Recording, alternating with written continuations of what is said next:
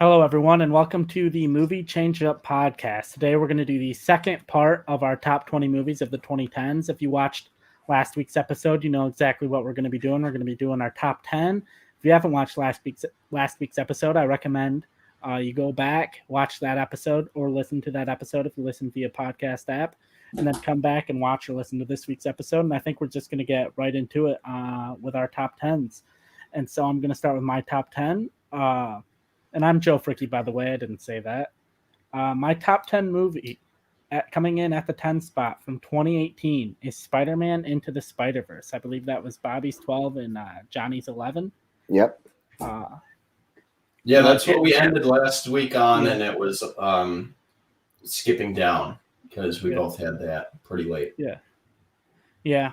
It's like it's the best Spider-Man movie that we've ever had. It's definitely probably the best animated movie to come out in the last 10 years, arguably maybe against Toy Story 3. If someone preferred Toy Story 3, I couldn't really argue against them on that. But I think Spider-Man Into the Spider-Verse changed the way animated movies are made, like the way the original Toy Story changed the way animated movies are made. Even Klaus, that came out December of 2019, I watched the behind-the-scenes thing on that, and they said they were like midway through production and they saw Spider-Verse, and they like their animated style was influenced by that, and they took references from that and tried to make it look more like Spider-Verse because they like the way it looks so much. But yeah, it's just a good story that covers Miles Morales, who's like a newer Marvel superhero who takes on the mantle of Peter Parker or Spider-Man after Peter Parker's death, and I just think it's a really good story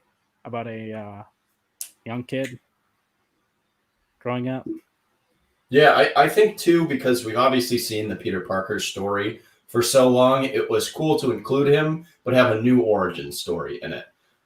You just have kind of things that, if you're big Spider-Man comic fans, you know Miles Morales, but the general public isn't as familiar with his character. So I like that this one really introduced it, and I think Spider-Man and Batman are my two favorite comic book characters.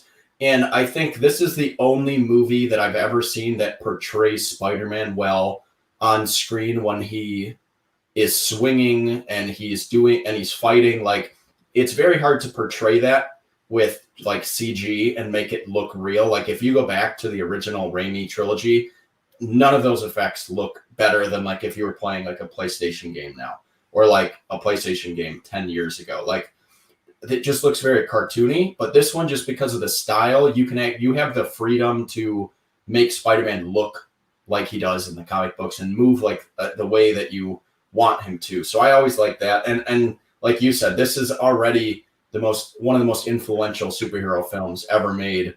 And it just came out, a couple of years ago.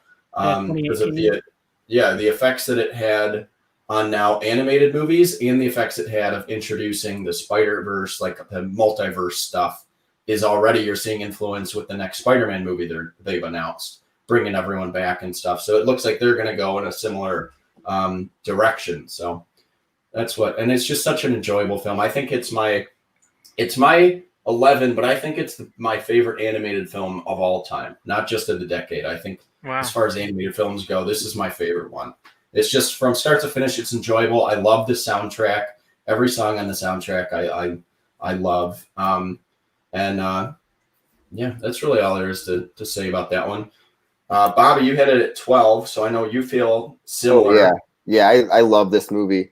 I don't want to retread a lot of what you guys said because it's very similar. To me, it is definitely the best Spider-Man movie, even though I do really still like the first two Sam Raimi's Spider-Man movies way more than I know you do, Johnny. But Into the Spider-Verse is just, other than just being heartfelt and portraying Spider-Man, both Miles Morales and Peter Parker, well and also differently for Peter Parker, it's also just hilarious. It's so funny. Nicolas Cage, Spider-Man Noir, is amazing. I love his one-liners in that.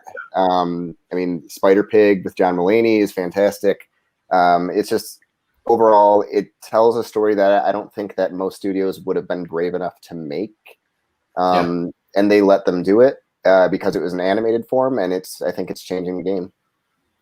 I do too. So Tristan, you have the Spider-Verse poster behind you on the wall. I see it there, but you don't have this movie in your top 20. I'm interested to just hear your thoughts on it, because I know you like this movie, but I don't think you feel as strongly as us, obviously. Yeah, I mean, everything you guys say, I agree with. I think it's a really, really well-made animated movie. I think the style is incredible. I think it really looks like a comic book come to life, and just the visual form is just so gorgeous. I think it does animation like I've never seen before. And I also want to give it credit for just going as hard as it did, because we've seen so many animated superhero movies that are just kind of like direct to DVD, kind of like shovelware movies where they're just shoveling out like, oh, here's another animated Avengers kind of show, and they're going to give it out to the kids. And this one could have easily just been that, but they decided to let this be like the launch of Miles Morales. And I think as a launch for that character, I think it's really good. Personally, this is probably at like a 22, 23. It was one of the ones I rewatched because it was right at the bottom of the list, and I wanted to give it the full due of a rewatch before I decided not to put it in there. And for me, the biggest flaws are just that the pacing, I think, is a little hard to. It's probably the biggest flaw of the movie. It goes really well for the first kind of 20, 30 minutes when you're really getting to know Miles, and I think that was the goal of this movie ultimately, was to launch Miles as a character, because they're probably going to be using him a lot in other content. They had the PS5 launch with Miles Morales. They are probably going to want to do him once Sony gets the character back. So I think this was very much intended to make Miles Morales interesting to people. So I think in that way it worked really well. But I think in terms of showing the alternate version of the characters, I really wanted to see more with them. I wanted to get some time in their world a little bit more. If I was making this myself, I'd probably do the reverse, have Miles going out to other worlds rather than having people come to his.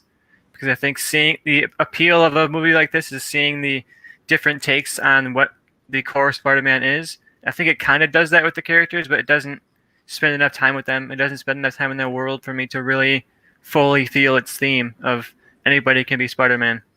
Yeah, I feel like it introduces those, and obviously I think those things are going to be explored in the sequels to this, because this is going to be its own series of movies now. They're already making, the second one. I like in the first of a series to kind of set up the world of the main character. So I like that in this one, it's them coming to him. And then in the future ones, I do think they can improve on it by, doing what you said. But I think for a first of the franchise to really introduce Miles Morales and tell a story that no one really knows. I know people have seen Spider-Man, but not many people know Miles Morales. Everyone knows Peter Parker. So I think they did a good job with that. And then I think I disagree with the pacing, because what they do with the soundtrack, I think helps the pacing, because you have it go from these crazy action moments to a slower scene, but it transitions well with the music. Like as soon as the Juice WRLD song hits, which is Hide, which R.I.P. Juice WRLD, but that song hits I think right after his uncle dies and stuff like that, and it's like the big character moment. That song fits really well, and then the rest of the movie, that's when he starts really embracing being Spider-Man and gets his own suit, which looks amazing. I love the Miles Morales design suit in the movie. So I think the soundtrack helps with the pacing problems, because I think if you just didn't have as strong of music to kind of guide you into those moments, and if you listen to the lyrics, everything fits really well. And I think that's the benefit of movies like Black Panther and Spider-Verse, kind of revolutionary in terms of soundtracks, because all these songs are being made for the film and the lyrics are made for the scenes that they're in, and it's not just here we're going to pull these 4 songs that we like and kind of just throw them in there and they don't really fit. So I think that stuff helps, and that stuff I even picked up and noticed the more and more I rewatched it. So I just think from start to finish, that's why I have it high. It was tough not to put it in my top 10, but I had it at 11, and we're all in that general area. And Tristan, even 21, 22, of the entire decade, that's still. Yeah, it's hard when there's just so many good movies in a decade. There's one that you love, you just doesn't make the list. It's hard to make that cut. Yeah, for sure. So I think that's probably more than enough to say about Spider-Man Into the Spider-Verse.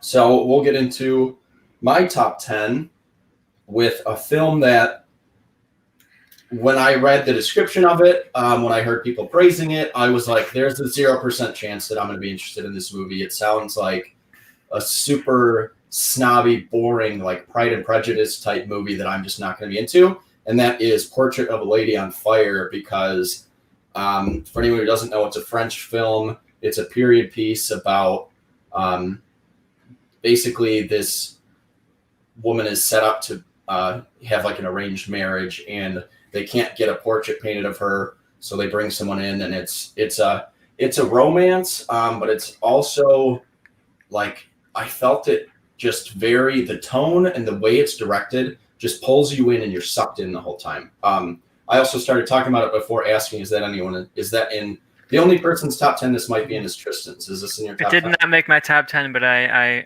excited to talk a little bit about it when I hear your thoughts.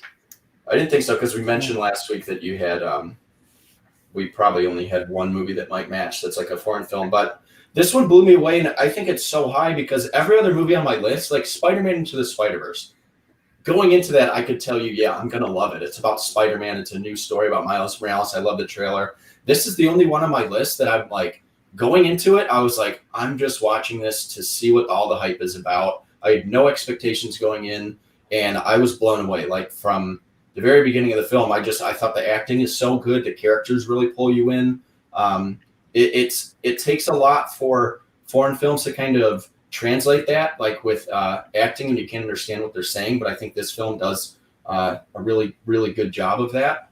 And it's just it's not used like my typical type of movie, but I think it's just wildly entertaining, which I would not have expected just from going into it and stuff. But the other thing, this trailer played all the time. Like when we went to see the festival for all the short films that were nominated for Oscars, this trailer played, and I was like, okay, that trailer is awesome. I don't know how they can make a movie like this look so exciting, and then you watch it and you understand it. So I think if you watch the trailer and if you're into it, give it a shot, because that's kind of they do a good job nailing the tone in the trailer for the film.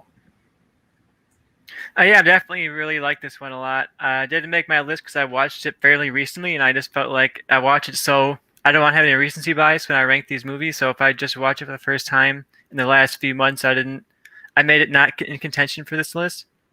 But I think with time, with more rewatching, it's going to definitely get up into that list. I really liked how it explored its characters. I think romantic movies a lot of times turn me off because their characters are all very one note and they're all kind of not very relatable. You know, I think of something like the Adam Sandler rom-com type movies that are all especially early 2000s. Those kind of romance movies don't really connect, but these characters felt real. This relationship felt real, and I definitely highly recommend it. It's in a foreign language, so obviously that has like a little bit of a barrier. But I think if you are an adult who can read, you can just read the subtitles and watch the movie, and you like it. Yeah, I think this one is a tough one sometimes for, if you're not into foreign films, this might be a tough one to kind of like pull you in and watch, because unlike a lot of like the South Korean films or the action films that we'll kind of talk about, those you don't really need to pay a ton of attention to the dialogue, and you can kind of watch what's going on. But this is a very good dialogue-heavy foreign film, and the dialogue is great, and the acting is phenomenal, and I really love all the characters. So I would have liked, like, I'd say that the last Oscars are the first ones of the decade they actually got right with Best Picture, but I would have liked to see a little more Oscar love for Portrait of a Lady on Fire. For sure. It would have been awesome if like the top two movies of the year, because I think the top two movies of the year were both foreign films. I would have liked to see those be like the two contending for, Best Picture. So I think we'll have that eventually. I think it's transitioning towards that. The way the Oscars are going and the way just audiences are going and getting younger and exploring more things. You're more with all the streaming services. Like 10 years ago, it was harder to find a lot of these movies. Now you can just go on Hulu, which this movie is on, and just watch it. So I think just the accessibility is going towards that direction, and there will be a lot more love for foreign films in the awards later, which I think would be great, including probably everything that this director does afterwards, because she's awesome. Yeah, I cannot wait for her career. Whatever she does next is something that I'll be day one seeing, assuming that the theaters are not completely shuttered for the rest of our lives. Yeah, exactly. Bobby and Joe, I don't think either of you have seen this. I don't know if you have much to say on it, but I recommend it to both of you. I think you both enjoy it. No, I haven't seen it. I want to check it out. I'm gonna check it out. But we actually have a live comment that Sam Park. Don't know who the fuck that is. I don't know who you people are, but I love Portrait of a Lady on Fire. So Thanks, Sam. somebody, Yeah. thanks for clicking on our video. I guess I don't know how you found us, but Yeah, I thanks don't know. for. Do any of you know him? I have no Yeah. idea. Check us Oh. out. See what we have in the rest of this list. I want to hear your thoughts. Yeah.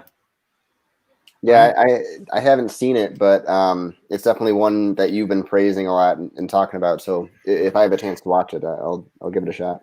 I think I don't know if Jen watched a lot of foreign films, but I know she loves to read, so I think this would be a good one for you to watch. She would really love this one. I mean, just saying. Yeah, I mean, right. some people are turned off by kind of the reading aspect of it, and they get distracted by it or whatever. But I think if you really like books, it's an easier transition to like get into it. So yeah, well, I'll see if she's interested. Is it streaming anywhere? Hulu. Okay. Yep. Yeah. All right. Sounds good. Recommend. All right, Tristan, we're getting into the top 10. My number 10, we talked about it for a brief second earlier, but it's Black Panther. Great movie. I think this is kind of the peak of what I would want from the MCU at this point. Like, he has connective tissue to other movies. He was in Civil War. He came up in Infinity War later on. But this is very much its own single standalone story. You don't have to watch anything before or after it to get everything this is trying to say. And I really also like the villain. Everyone's talked about Killmonger, but I think not just because he's a complex villain, and that's kind of rare for the MCU, but I think he brings in themes that the MCU typically really, really avoids touching. Like when we see Civil War, and they're trying to talk about how we're going to divide the characters and make them fight each other, and it doesn't quite feel like they fully devote to those stakes. Or you see something like Winter Soldier, and they're trying to comment on surveillance and on government power, but they're not quite going all the way there. Shield's still kind of the good guy. Captain America's ultimately the right guy the whole time. I think this is the first time in the MCU when we've seen the good guys' morals actually be legitimately questioned a little bit. And of course, ultimately, T'Challa is the hero, is going to do the right thing. But throughout the movie, we're left to question if he's doing the right thing or not. And that's something that you don't see in the MCU. You're always seeing the heroes do the right thing. And even when they make mistakes, it ultimately comes back to their favor. So just for that, I really gave a big boost to Black Panther. I think CGI in the final fight aside, I think it's a really fun thrill ride, and you get complex themes, complex characters, something that I think the MCU should really aspire towards, especially now that they're launching a lot of more characters for their lineup. Yeah, I think this is my second favorite MCU film. Obviously, we don't need to get into our Ragnarok opinions and discussions. That's my favorite. This one is number 2.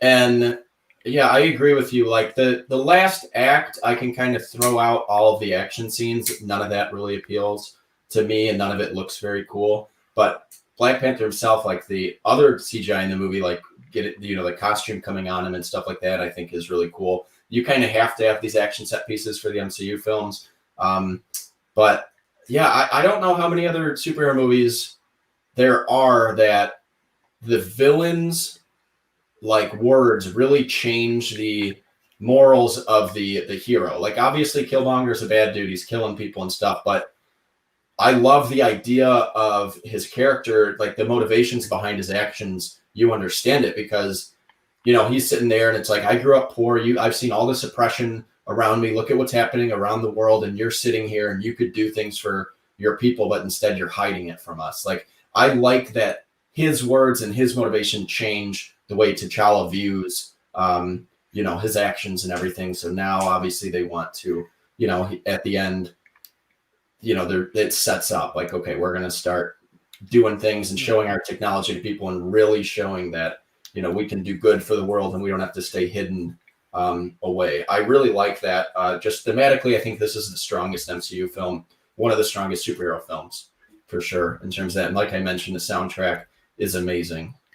Best workout soundtrack ever. Yeah, for me personally, I attach a lot more to themes and ideas in movies rather than the action that executes the themes, So when I see bad action, it just kind of my eyes glaze over and I think, whatever, that's just one part of the movie that didn't work. And I attach more to what does this action mean? What are these two characters coming against each other trying to say, rather than how bad is this 2002 Spider-Man 3 CGI fight at the end of this movie? Yeah. But yeah, definitely. I mean, everyone's probably seen Black Panther, but I know a lot of people who kind of put it off, who are not into superhero movies and think it's just going to be like all the other ones, and it's worth a shot. Check it out on Disney Plus. Check it out if you can find it online for a couple bucks. I think it's definitely worth giving it a shot, even if you're not into the genre at all. Yeah, for Yeah, sure. I mean, it's one of my top MCU movies. I haven't done a ranking in a little while, and I'm sure things have changed since the last time I've done it. But this is one of those that just felt different in the theater than most MCU movies up until that third act, and it does kind of fall into some tropes. And then like falling down, and that whole train sequence is not fantastic, but amazing villain. Black Panthers, they created a very good, they created a fantastic world, which is not easy to do. Sometimes it just feels, a little either like something else, like a retread, or just doesn't quite hit. And I think they nailed Wakanda, and that became a cultural phenomenon for a reason. So, there's not too much more to say than what you guys have said, but yeah, it's really, really good movie. It's somewhere on my list. I don't know where it would fall, but it would definitely, probably be within my top 30, somewhere in there, maybe top 40. I'm not sure. Yeah, I really liked it. It's it's a top probably 3 or 4 MCU movie for me. It was, it was really good. I really like Wakanda. It felt like almost like a Star Wars type city or something, in that it felt lived in. It felt like a city that actually like existed, and it wasn't just like some CGI like weirdness that didn't really work. And like Bobby said, the cultural phenomenon, like the whole Wakanda Forever thing, wasn't even originally part of the movie. It started as something that like they did on set that they integrated into the movie, and yeah, it's just executed really well, minus the whole CGI fight at the end. But I think you can tell from Chadwick Boseman's passing how much this movie really influenced the culture too, because everyone kind of spoke out in support of him and his family, and if Ryan Coogler and everybody involved in this movie after that happened. And I think in that moment you can tell that this went beyond like the movie nerd culture that we're a part of. It went beyond like the comic book nerd culture that we're kind of a part of, and it really captured like the grand conversation in a way that a lot of movies don't. Yeah. All right. Well, that was a good discussion. Yeah. Black Panther kicks ass. That is my second favorite MCU film. It seems so low anytime I look at movies, and it's like, oh, that's my number 63 in my top 100 of the decade. But definitely made my list, and I love every movie in my top 100. So it seems low, but it's I think it's a fair ranking. Yeah. Bobby, we're on to yours. What Okay. is your 10? I feel like this is an interesting transition, but my number 10 is The Wolf of Wall Street from 2013. we'll talk about that later. Is that all right? That's a top 3 every time for me, Joe. Every time. Yeah, if we ever have a pick that's in somebody else's top 3, we're gonna punch it back up. So save the discussion for the end of the episode. And if you saw part 1, this is not uncommon for me and Joe. Yeah, apparently not. Also, yeah, The Wolf of Wall Street, that's my number 7, so we'll get to that obviously when I get there, but that's on my list as well. Wow. We'll get to that. Yeah. So Joe, number 9, what do you got for us? My number 9 is from 2014, John Wick. Ooh, wow! Great pick. I loved it on Wick, but I did not expect it in the top 10. Yeah, I love it. It's I understand Johnny's love for the foreign action films, and I feel like John Wick definitely borrows from the foreign action films. It feels like an American-made, like South Korean action film. If you it told me, oh, this is based on a South Korean action movie from like 2005, I'd believe it. I just feel like for me, with I like foreign films, but when it's in English, it's easier for me to connect to it. And Keanu Reeves, I've loved him since Bill and Ted's Excellent Adventure, The Matrix, The Replacements, just Point Break, his entire career. So it just elevates it more. Hardball. More into my Hardball puts it more. God. It's just a really. I saw that movie when I was way too young Not to have seen that movie. That was scarring. Yeah. That was scarring. Yeah. But yeah, it's just a really just enough story to tell you what you need to know with action set pieces of him moving through the Russian mob, just taking people out because they murdered they stole his car and murdered his dog. Which is just all John Wick needs to kick some ass. But yeah, it's just a guy going back into his old life after being married. And just kind of, it's a really interesting world too with the coins of it's, you know, you're not really sure how the coins work, of how much value they have. But, you know, you have a coin, you give it to a guy, and he does you a favor. I just I like love the world, and I like the story that they set up and the action. And I love how little kind of exposition and you know, explanation they give to the world of John Wick. That keeps it interesting for me, because the more you explain it and tell us what's going on, the less interesting it is. They just stick to, all right, this is, you know, you can kind of get the gist of what's going on. It's a cool world. They have these coins that do something, and you know, and they stick to the action. And I do love this whole franchise. It's really, all three movies I really like. 1 and 3 in particular, but yeah, not in my top 20, but really enjoyable franchise. They kind of revitalized Keanu Reeves' career, so yeah, I'm all for it. and I think the sequels kind of elevate the movie for me. Like if 2 and 3 had come out and they were bad, then I don't think I put John Wick in my top 20. But 2 and 3 came out and they were just as good as the first one, so I feel like it kind of just keeps pushing it up, because it kind of is the franchise as a whole. But yeah, this one was a hard one for me to rank, because I felt like all three of them I've enjoyed the same amount. I actually think 2 might be the best of the 3, because that has the best action, I think, in it. But I just think with the John Wick movies, I love the world they establish, like you guys were talking about. I love that they just say, you're thrown into this world, and we're not gonna really explain anything to you. You're gonna kind of have your own thoughts and theories about it. I think that was very creative. I just think the only reason that this one isn't like as high for me is because, like Joe said, like I'm a big fan of especially like South Korean action films, revenge films, and I just think some of those I've seen do it better.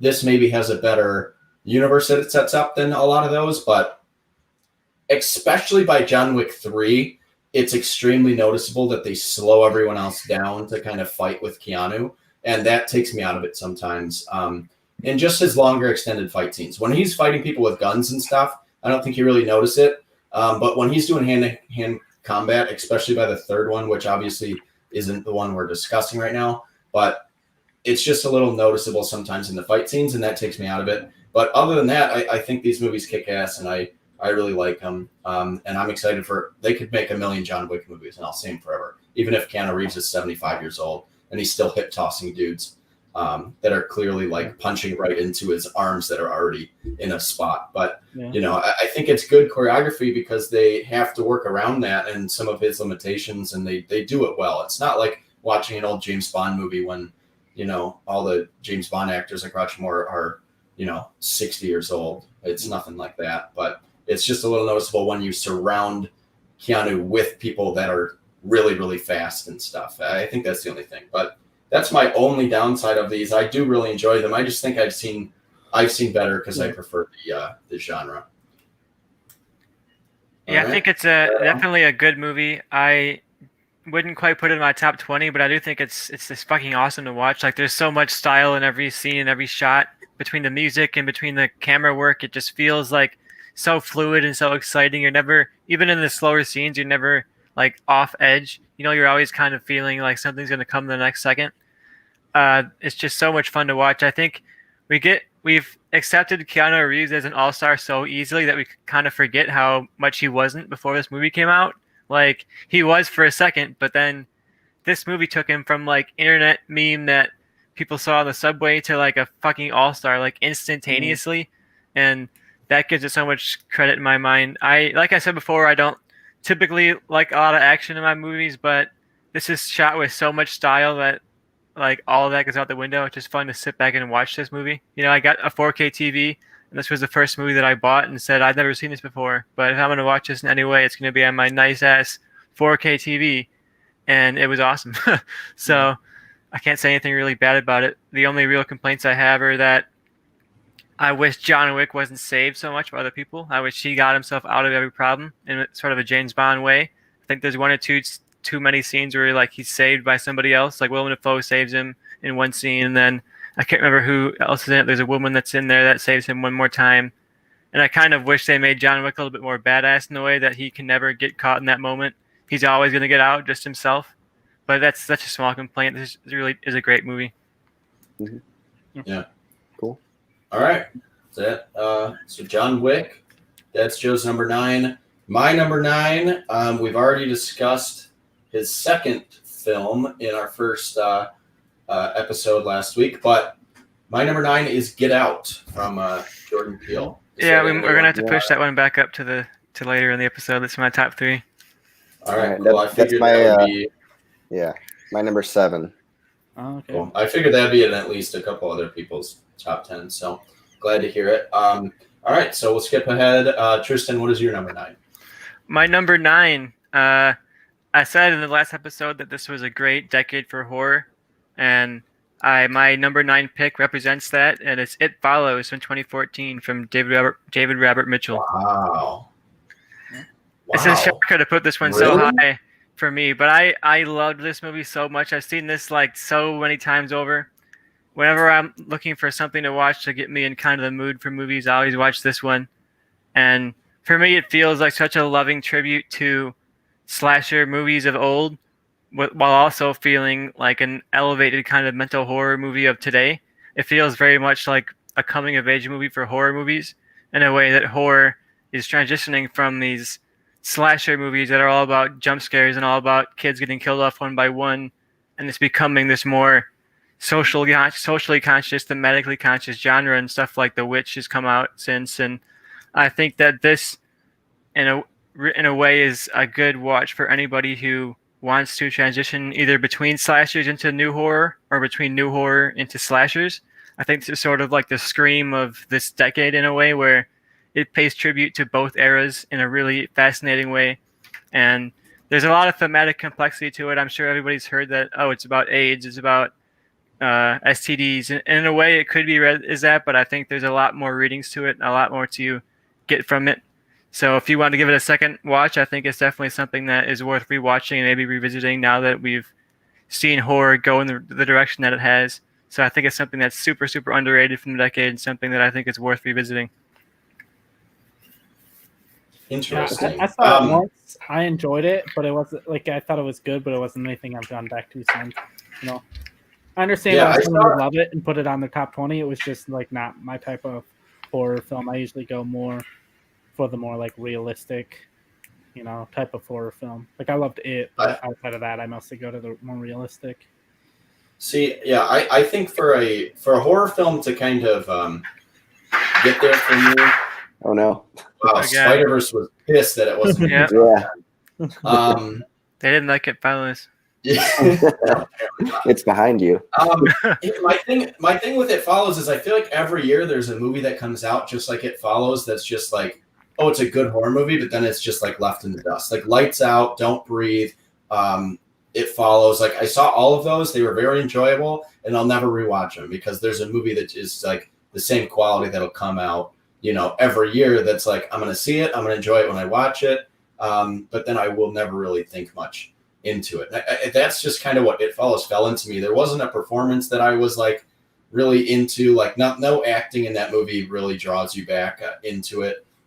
There's not really any actual like horror moments. I understand what you're saying, that it's a good throwback to some older movies, but for a movie like to really transcend the genre for me, I don't have a ton of horror movies like real high, but it needs either a really, really groundbreaking like idea behind it, which It Follows. I didn't think it was anything like truly groundbreaking. I thought it was, but it was no, you know, like Us, I thought has a much more creative premise. Yeah. And I think also as far as central performance goes, I'll go back and rewatch a movie. My favorite thing in a movie is usually like the central performance. And if that's really good, or if there's like one actor that I really want to see, I'll go back to it. Like, I don't want to talk about movies that may be on people's list, but like Midsommar and things like that, I feel like have really good performances and really like actual tense moments. And I didn't feel any of that in It Follows. I thought it was just a good,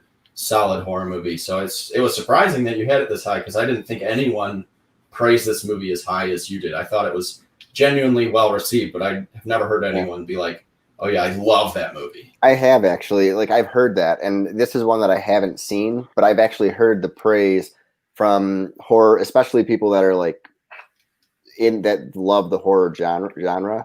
This is very high up on a lot of people's lists, so I'm not completely shocked. I'm shocked it maybe made it up into the top 10, but like as far as like the directing, I've heard is fantastic and all that, but it's one that I wanted to watch, but I've heard some mixed things from people that I usually have like a similar taste in, that it's just kind of not quite as good as maybe I was hearing originally, but it's another one that I do kind of want to watch, but probably on my own. It's good. I think you'd watch it, and it's on the same level of movies like, I mean, Joe would disagree, but I think it's on the same level of a movie like Hush and Lights Out and all those that are just good, solid horror films. I think what brings this above those kind of just like premise movies like that is that it has thematic potential in it. Like it has this idea of, I've always read it as the monster that's chasing them is like adulthood, and it's this impending fear of growing up that these kids are having to deal with the reality that's coming for them as they transition in between teenagers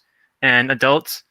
And you see a lot of themes in the movie of them going to places that their parents normally wouldn't let them go to, of them doing stuff for the first time.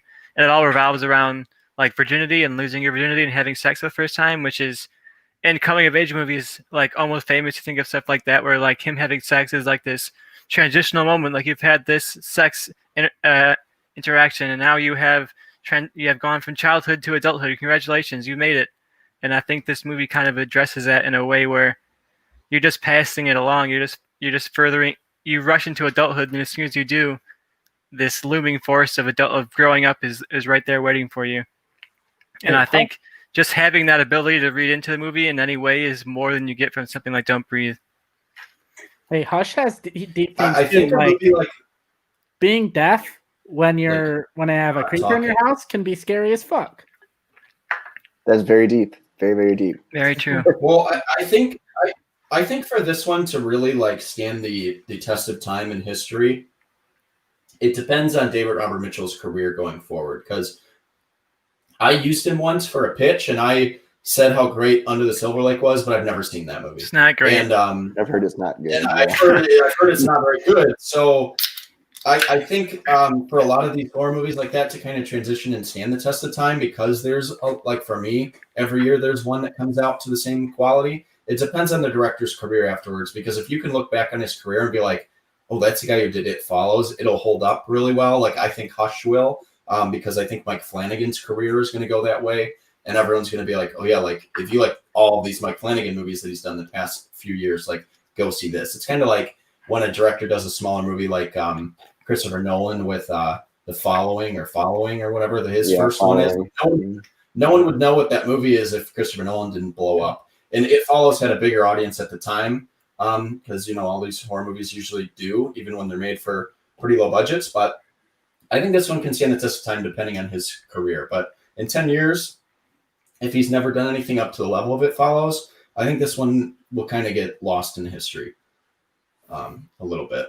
So that's kind of my thoughts on it. But I'm surprised you have it so high. I didn't know. That's a good surprising one. I'm interested to see the rest, especially in Tristan's list, because I think he'll have more surprises to me. We have a live comment as well. Sam Park popped back in again, and he says, I haven't had sex since I saw it. I don't blame you, man. Yeah. Okay. Well, some of those scenes are like burned in my memory, But shouldn't you have sex more, because then it won't follow you? But that's true. If you just don't have sex, it could be after you. You better fucking pass it on, man. You better get on it, Sam. All right, Bobby, we're on to your number 9. All right. So this is one I'm not really sure if it's going to be on anyone's list. I could see it being there, and I can also see it being one that people kind of maybe push to the side or just down below their 20. But I have Whiplash from 2014. Yeah, we're going to have to push that up to my top 3 also. Wow. I'm not going to get to talk this episode then. No, so Bobby will get both of mine. My 10 and 9 are pushed up to the top 3. Okay. I like it though. Yeah, those are I have both of those higher. I have Whiplash number 6, so we'll get to that obviously, but we'll skip my 7 and 6. Sam Park, good point. Yeah, I'm glad we can give some life advice in here. That's what we're here for. All right, so All right, so 8, yes. So my 8 was, I think, on someone's list earlier, and that's 2015's Mad Max Fury Road. Yeah, that was on that my was list earlier. 16. That was my 16. All right. Yeah, Mad Max Fury Road. It's blanking on the director's name, but basically, who would have thought some 80-year-old guy came out and put George out Miller. George Miller. Again, like I said, Babe, Pig in the City fame. Yeah, Happy Feet. Happy Feet, really iconic action movie. Yeah. Yeah, who would have thought, the guy that did, I mean, granted, he did the earlier Mad Max movies, but who would have thought the guy that did Babe and Happy Feet could come back and give us like one of the best action movies of the decade? And great, good Tom Hardy performance, even though it's not really a Tom Hardy movie, it's a Charlize Theron movie, about this post-apocalyptic world. And the whole movie's just like a 2-hour car chase. If they go out to where Charlize Theron was from, they find out that place is a shithole, and so they just turn around and drive back. And like the plot of it just sounds terrible, but it turns out like a really well-made road action movie. Yeah, the visuals of that movie are amazing. The way they really like they use CGI, but they didn't rely on it. And most of what you're really focusing on is the in-camera action that's like amazing. They have crazy, bizarre concepts like the guitarist that's the on there, the Warrior. guy rocking out, like that was amazing. Yeah, Doop Warrior is the best film character. Yeah, I love this movie. I mean, it's so much fun. It's just a nonstop ride. It's one that I can put again, like I said, with a couple other ones, I can put this on and watch like any scene, because the storyline of this movie, like you said, is they go to one place, they figure out, well, let's go back to the other place that we just came from. So there's really not too much. You can jump in at any point in the movie and just watch it. And you could put the movie on mute and miss nothing. Yeah, for sure. Except for all of the amazing all the incredible sound effects, the explosions. What a day! What a day! I think this one, this one's my number 30 in my top 100, and I think it could climb more just because I haven't seen it in a couple years now. Even though the first, like when this first came out on Blu-ray, I watched it like 3 times. The first like year probably I owned it, and I saw it twice in theaters. I love this one. I think for it to have made like my top 20, it would have needed a little more hand-to-hand combat, because that's what I like personally in my action movies. But overall, it's something that no one has ever done before. No one's ever seen something like this before. It looks incredible from start to finish, and it's just so thoroughly enjoyable. Like, I love this movie. It didn't make it as high as you guys for me, but I would never argue with anyone. Like, if this was number 1 on someone's list, I'd be like, yeah, it makes sense. Like, this movie kicks ass. Like, I love it. This is one that I probably would have gotten in the list if I went back and rewatched it again, because as soon as it got mentioned in last episode by Bobby, I thought, oh man, that's probably one that I could have gotten in here, because for me, this is like everything I ever want from an action movie. Like every second of it's like mindlessly entertaining. It's so ridiculously well shot.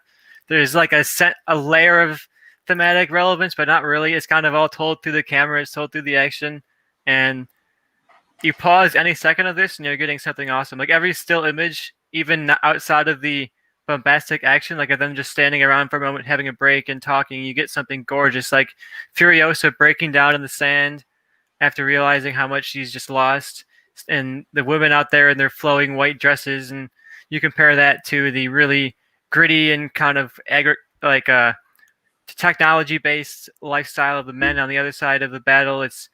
It's all very fascinating to watch. Everything about it is just really fun to look at. So it's definitely a good one. Like you said, I couldn't argue anybody saying this is a great movie.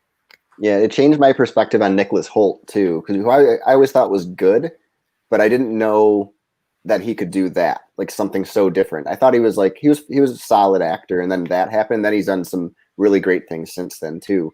Shout out to The Great, that show that I think is on Hulu or Amazon Prime, but he's really good in that, and also kind of a bizarre, weird role for what you would think of him. Yeah. All right. So Mad Max Fury Road, that was Joe's 8. So that brings it to me. And one that was mentioned last week, it was Joe's number 18. My number 8 is I Saw the Devil from 2010. I'm obsessed with this movie. I watched this movie in college with my roommate Phil. Shout out to Phil. I don't know if he ever watches this or listens to it, but either way, we were in a college dorm, so we had the door open always, and we're watching this movie, and we were just screaming at like how amazing this is. This one, there's a scene in this movie. For anyone who doesn't know, this is the premise. It's very, very, very, very violent. So it's not for everyone. If someone told me they couldn't watch this movie, I would not blame them. You're Batman, you Superman out of here. But there's Justice League. But this one is about a serial killer who kills a pregnant woman who is engaged or married to someone in the basically like the Korean Secret Service, and this guy tracks him down and keeps beating him to like he eventually finds the serial killer, tracks him down. I don't know if people know the names of people, but if you've ever seen Old Boy, the lead in Old Boy is the serial killer. He's incredible. And he is just like the most evil character I think ever put on screen. And the Secret Service guy just keeps beating him within an inch of his life and then releasing him back like into the wild. And then he keeps tracking him back down. But what I love so much about this one is that I feel like most revenge movies like Taken, right? You have kind of like the happy ending. You have him get his revenge and it's like, oh, day is saved. And you kind of ignore, oh yeah, but like also her friend that she was on vacation with was like brutally murdered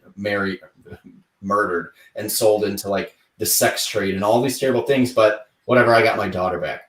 This one really shows you that like the terrible, horrible things that happen by trying to get revenge and doing it. Like, you get basically an emotionless character, and at the end of the film, you get the one scene when he like breaks down and he kind of bursts into tears. And I think it's very emotional. I think this film is definitely not for everyone, but if you can stomach violence, because this has more of it than pretty much any other movie I've seen. You ever want to be fucking petrified by seeing someone's Achilles popped? Don't remind me of that scene, man. Oh man, that's the scene that Phil and I are watching it, and that happened, and it's so enough, and it doesn't cut away, and it's just horrific. Phil and I screamed like you could hear it from down the hallway. We were terrified. So this one stuck with me. I watch it like 2 or 3 times a year because I'm a psychopath. And oh my god, how it's incredible! It's outstanding. I get the end too, how they kind of like humanize the villain too, and they like kind of bring his family in, and you see like, oh, he like has like a family life, and like it almost makes him more scary. That like, because you always expect like these loners or something that no one really knows, but like just the more this kind of explores even like the world that the serial killer like lives in.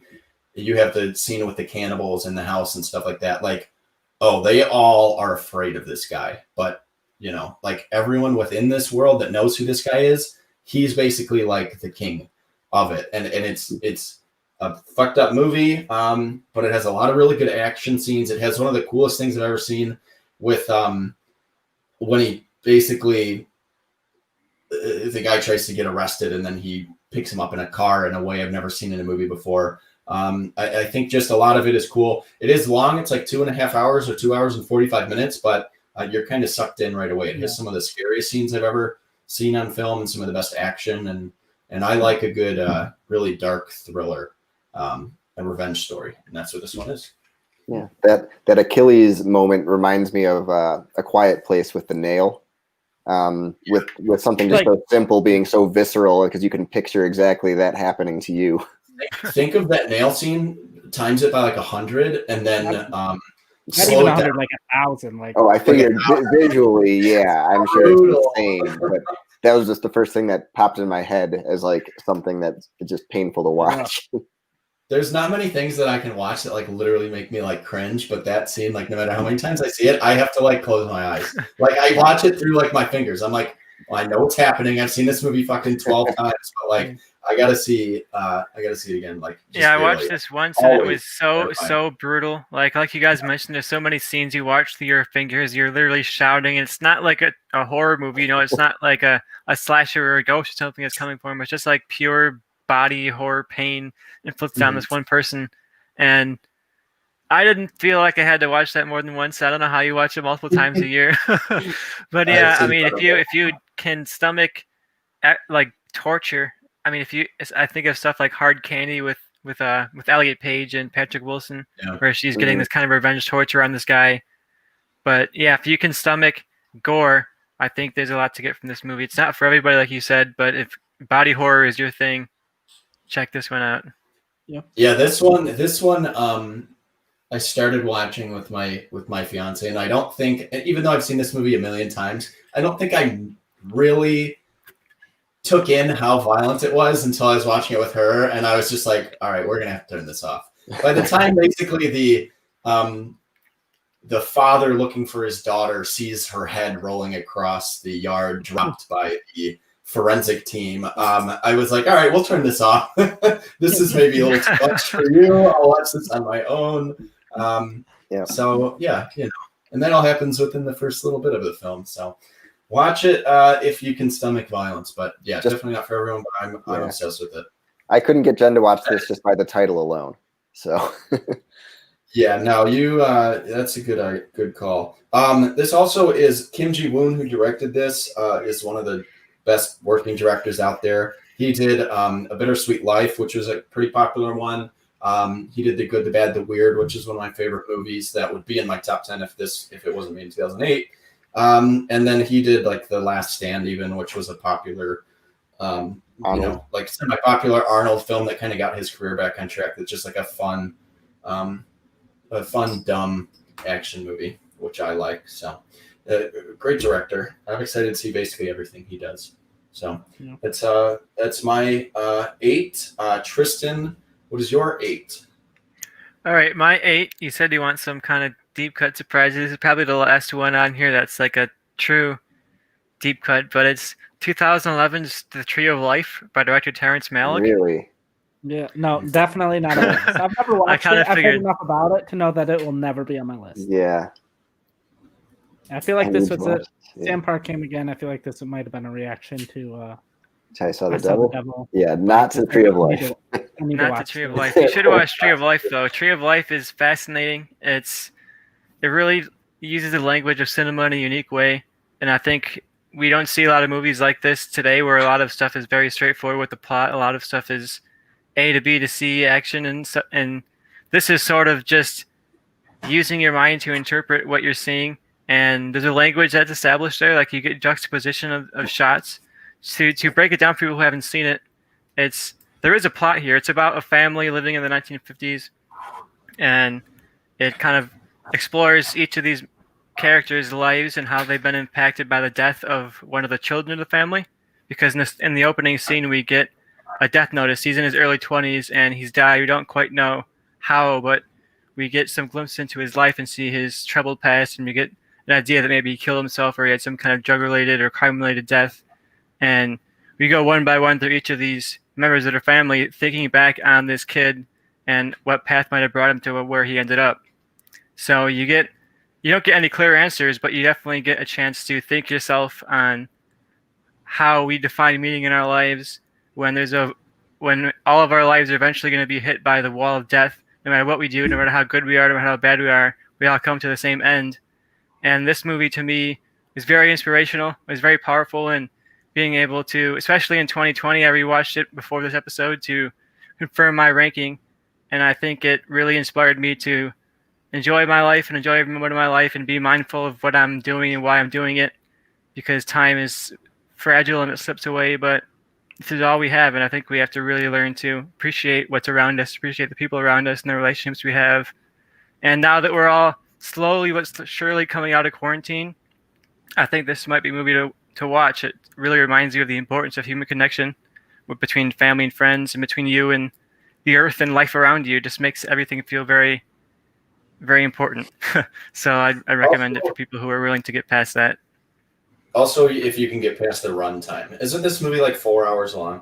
No, it's like 2:30, around there, like a little longer than some movies, but not longer than what we've had on this list. There's an extended cut technically, but that's 3 hours long, but you should definitely watch like the normal version. 2.5 around there, maybe a little bit less. Yeah, that's just one none of us have seen. I probably won't take your recommendation because I am not interested in really ever seeing it. Maybe one day, out of respect for Tristan, I'll watch this one. But that's probably you take the hit for us and tell me and Bobby how it goes. Yeah, because that I know that what I know that movie, it's not for me. But you know what? I guess you never know. So it's pretty character focused. It's kind of intimate. So it's not very straightforward with the plot, but if you're wanting to get out of your comfort zone a little bit, it's worth a try. Yeah, I can promise you Joe won't like this one. I mean, I love 2001: A Space Odyssey, which has similar themes in terms of just like existential questions and things like that, and doesn't really tell you things directly, and it's more about visuals. I don't know if that's a great like comparison to this, but I've heard them kind of compared before. It was the only time in my life I've ever like, oh, maybe I should watch this Terrence Malick movie, but I probably won't. So I know Joe won't like it, but maybe one day. Maybe one day we'll see if I got. If I ever feel like I hate myself, I'll throw it on, see what it's about. I don't know if that'll help. No, Next loss. We'll like whoever loses our pitches has to right. watch it. You have to watch that. Yeah. Right. All right. So that was the Tree of Life. Not much to say on that. Tristan said everything that needs to be said. Bobby, what is your number 8? My number 8 is from a director that we've brought up a lot on our various shows, pitching movies. One of my favorites from last year, and that's Jojo Rabbit from Taika Waititi. Anyone? Definitely not on my list. No. So it made my top 100, but it's not anywhere near here. Yeah. So I find this heartwarming, heartbreaking, really good performances from really everyone. Scarlett Johansson, one of her best performances, and just the direction of Taika Waititi, I think, is really what makes this, because the story, it's like I had a hard time pitching this to Johnny and I, like our parents, because I'm like, oh, it's this kid, he's growing up being brought up as a Nazi, and he has a his imaginary friend is Adolf Hitler. It's like, okay, but I think Taika Waititi pulls it off really well. It's a coming of age story in a way that I've never really seen it done before in this context of the Nazis and everything there. Sam Rockwell is really good in it as and he has like his moments, kind of showing that everyone kind of can have a heart, even if you are a kind of drunk Nazi, essentially is what he is. But he has his moment. I really enjoyed this movie. I thought it was I thought it was so unique in its storytelling and in the way they portrayed such a terrible person, and as through an Adolf Hitler, through what a child dies, and what he would see is like, oh, he's just this kind of goofy leader guy that I'm supposed to look up to, and then kind of realizing kind of what everything's about. But I really like this movie. I wasn't sure how everyone else kind of thought of it. I know, Johnny, you liked it, but it wasn't in your top few of last year or anything like that. But yeah, I really like Taika Waititi and his style and his movies, and this is my favorite. Other like what we do in the shadows is awesome. I think this one just gets to another level as far as just the themes and that, and the kind of the character moments. Yeah, for me, I like this one. Yeah.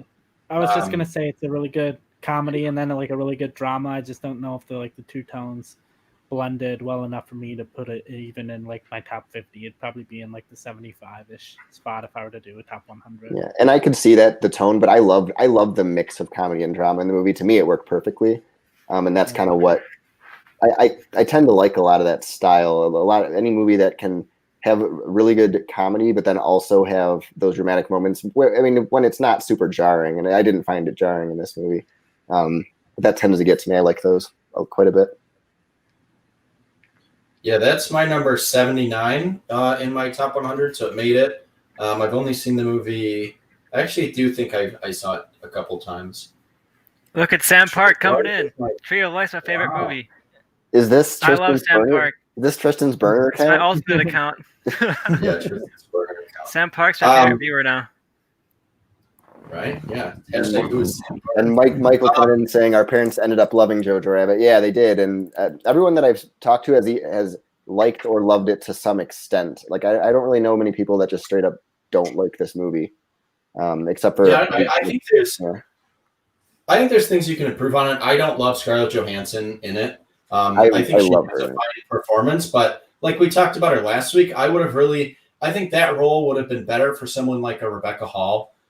Someone like that, I just think looks like the character that I like. Just if you went by just pure dialogue and how the character is portrayed, I don't picture Scarlett Johansson. I think that takes me out of the movie sometimes when you have like, oh, this woman who looks very much like a woman nowadays, but we're going to throw her back in Nazi times. And I can't get over that sometimes. What We Do in the Shadows is my number 28, by the way. I love that movie way more than Jojo Rabbit, but I think Jojo Rabbit's good. I think it's carried by Taika and the two kid actors, the lead and the girl are both phenomenal. I could give or take any of the performances by any of the adults in this movie, basically, other than Taika. But I think I don't know. I just had like little nitpicks like that. But again, it's good. It has some comedy and then it has heartbreaking scenes. Not to give anything away, but like as soon as you see the shoes, like that scene breaks your heart. Like, I think just if I had been more interested in the character, that scene would have been more, it would have hit me harder. Yeah, and I thought she was really fantastic in that, and she definitely didn't pull me out, and she got a lot of praise for it. So it definitely wasn't only me for that one. My thoughts are similar to Joe's, and I don't think it juggles its tone quite as well as it thinks it's doing. And I wish it would have had a little bit more teeth or a little bit more of a comedic edge. It was never quite as funny as I thought it was trying to be. It was never quite as like satirical and punchy as I thought it was trying to be. But still a very good, enjoyable movie. But I wouldn't have it in this top list. But I do want to recommend, if you like this movie, to check out The Death of Stalin on Netflix. It's what it is. It's a direct adaptation. It's a completely indirect adaptation of what happened in Soviet Russia right after Stalin died, and it's filled with British guys who look nothing like Russians and speak English with British accents. But it's just kind of like you're supposed to accept that and go with it. It's very, very comedic. It's very dialogue heavy. I think it's just slightly funnier and slightly punchier than this movie. So I was actually debating on getting Death of Stalin into my lower 20s or into my 20 spot or my 19 spot. So if you like Jojo Rabbit, I recommend Death of Stalin on Netflix. You can watch it on Netflix. Yeah, Death of Stalin over Jojo Rabbit is like the people that are like, yeah, the British Office is way better. Like if that's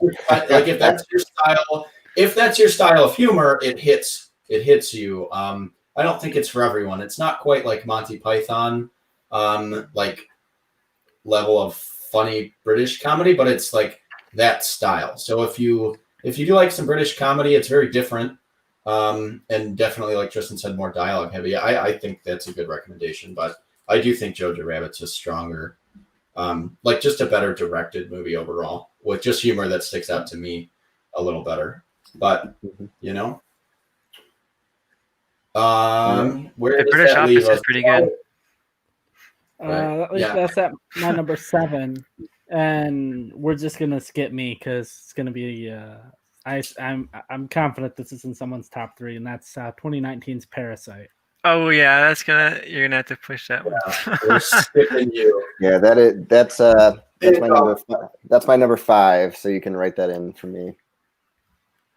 Okay, and then we're gonna skip my number 7 because it was Wolf of Wall Street. So Tristan, what is your number 7? Back to me. We mentioned that I thought it was a great movie, a great decade for horror movies, and I also think it was a great decade for debut horror directors. And I think The Witch definitely stands out as that for me from 2015. Johnny's been holding back on that one. I haven't seen it, so holding back his opinion. I just watched it, so I'll hear Tristan what he has to say on it. There's so much incredible attention to detail in this movie. Like all of the sets, all of the costumes, everything that you see is so meticulously crafted to being accurate to the times, down to the breed of goats that you see. He made sure to get the closest he can get to the goats that were what would be in North America at that time. And he really, this is a horror movie, but it's very much like a pilgrim drama movie. You're getting such an incredible detail of what it's like to live in that secluded life out in the middle of the wilderness, to feel that pressure of religious extremism that happened in the Puritan days, of that wrath and fire is coming down for you any second. It had this constant sense of fear in these characters that manifested into the reality, the fear in the movie. I watched it with the director's commentary on before this episode, and I think that significantly increased my love for the movie, because he goes into really, really detailed explanations of, oh, that drape in the back there, we got that from here because it's exactly the same material they would use in that time in this kind of a setting. And he would actually admit to the faults. He'd say, I thought this scene wasn't really shot that well, but we needed to have it in there for the plot. So I'm not a big fan of this shot here, or how this shot's lit and stuff like that. And I think it was really comforting to see a director be that honest about not just the pros of his movie, but also the cons, and to be able to admit, this is what I would have done better if I could have, but I'm proud of this shot. I like this shot a lot, really, in this particular scene. So I think if you just want to learn filmmaking, if you want to see how you can have a moderately small budget and still achieve something that looks gorgeous and has an incredible attention to detail, really great performances. Anya Taylor-Joy went from a nobody to like a practical all-star, partially because of this movie. You know, this was like her big coming out party. So I think it's a great one. I think in terms of horror movies of the decade, this is definitely one of my favorites. It took horror to another level that I didn't think horror could ever get to. Yeah, the movie's about as exciting as everything Tristan just said. It's extremely boring, and I don't know. It just, for me, I mean, I had to turn on the subtitles, and I still didn't know what the fuck any of the dialogue meant. Like, I get that it's attention to detail and it's great filmmaking, but like, this just wasn't for me. I thought, like, you know, if this hits you and you're really into what style of goat, you know, is the right kind, like, okay, cool. But like, the fuck, this movie is, there we go. Sam Park. Sam Park said, what's my thoughts on The Witch? Let's ask the goat from the movie. It's bad. Yeah, I think that was Black show up saying that. Yeah, exactly. The Witch is the biggest, like, it's funny because I don't love always using this, but I think it's the biggest, like, film snob movie of all time. Like, this movie is very much, like, and even, like, you can't get into how much you like this movie without mentioning the things Tristan mentioned. Like, the only way you enjoy this movie is being, like, it's just, like, a really well-made film. The director, like, took so much time on this one thing. Like, that's all cool, but, like, that doesn't make for entertainment to me. Like, yeah, teach me this movie in film class, like, okay, but I didn't think anything in this movie nothing in this movie is scary. Like, there's no actual horror elements. Like, you know, there are some horrific things that happen, but I never felt the tension because I didn't really care about any of the characters. None of them are very likable. I don't know. It's just overall, I think it's a very well-made movie. The attention to detail is something to, like, be impressed by, but I think that's the only reason that I would ever recommend this movie to anyone, is to be like, if you just love how a movie is made, watch this. But as far as plot, story, actual horror, like, no, there's nothing in this movie that I thought was, like, pulled me in. So that's cool about the goat, but, like, I want to see some horror or some, you know, character work that makes me interested. Mainly too because I hate old pilgrimy dialogue. I think this country was so fucking the world had the worst dialogue. I'm so glad everything changed, because oh my god, these people sound awful. I can't believe this is how people talked. It sounds like nonsense. 300 years they'll say that about you, so it's all right. Yeah, I hope so, but I hope it's just even cooler dialogue. Everything will just be like texting each other with their mouths anyway. But yeah, the only thing that intrigues me about this movie is this right here, because every single reaction I've seen of this movie is you absolutely love it, or it's the worst movie you've ever seen, like, or just so boring you can't get into it. I've never seen anyone that's seen that. I've never talked to anyone or like heard anyone talk about The Witch saying it was okay. Like, it's polar opposite. I thought it was okay. No, you said it was really boring and slow, and not that you couldn't get into, like, that's not okay the way you described it. It's okay because if it was really, really bad, I would have turned it off. But it did, even though I couldn't stand any of the dialogue, like I hated all of the dialogue, the way they talked, I was at least sucked in enough to watch it to the end, and I wanted to see what happened. So as much shit as I just, you know, a pull on this movie. I don't know. As much as I just shit on this movie, I do think it has some elements that, like, at least it's more watchable than some other ones. This is not as good as The Lighthouse by any means. That's Eggers' other movie, but I think it has.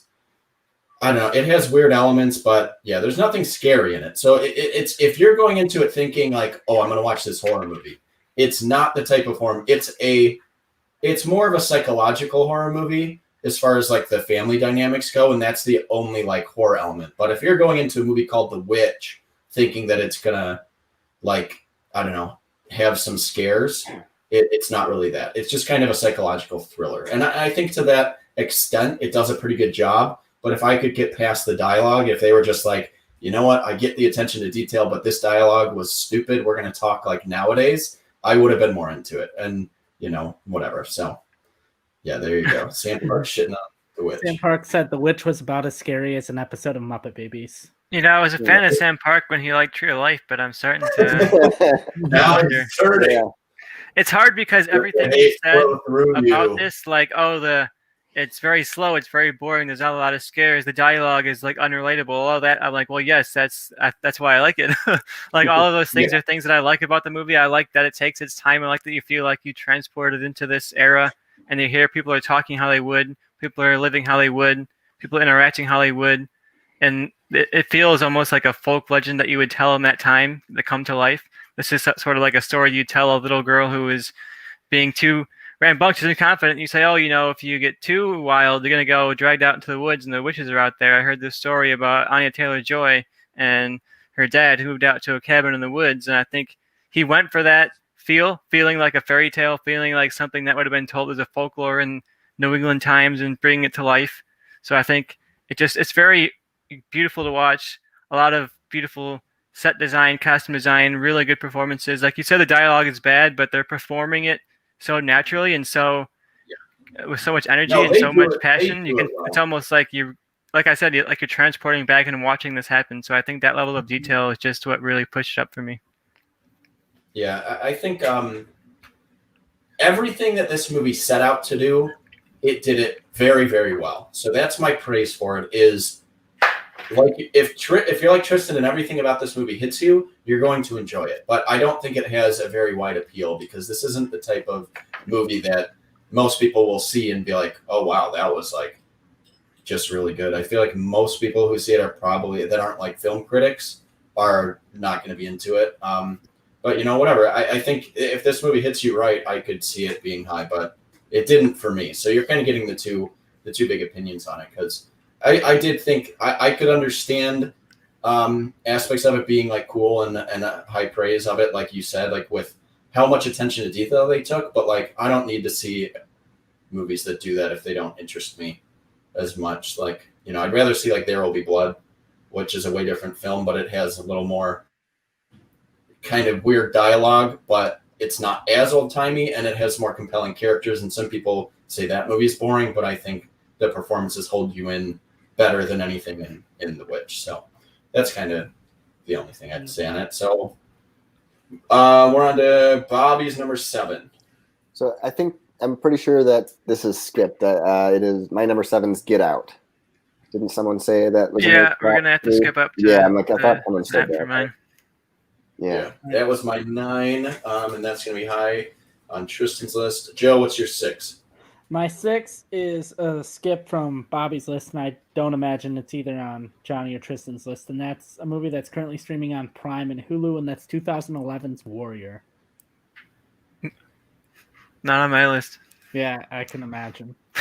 Yeah, I like it, Joe. That's my number 23. So it was close to being top 20. I think that's the best sports movie of the decade.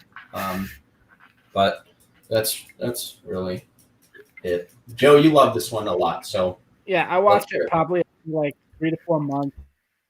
It's a great story about these two brothers that have been that were separated like around their high school age. One went on to become a like high school science teacher who, you know, dabbled in MMA and was in the UFC, had like a very short stint in the UFC.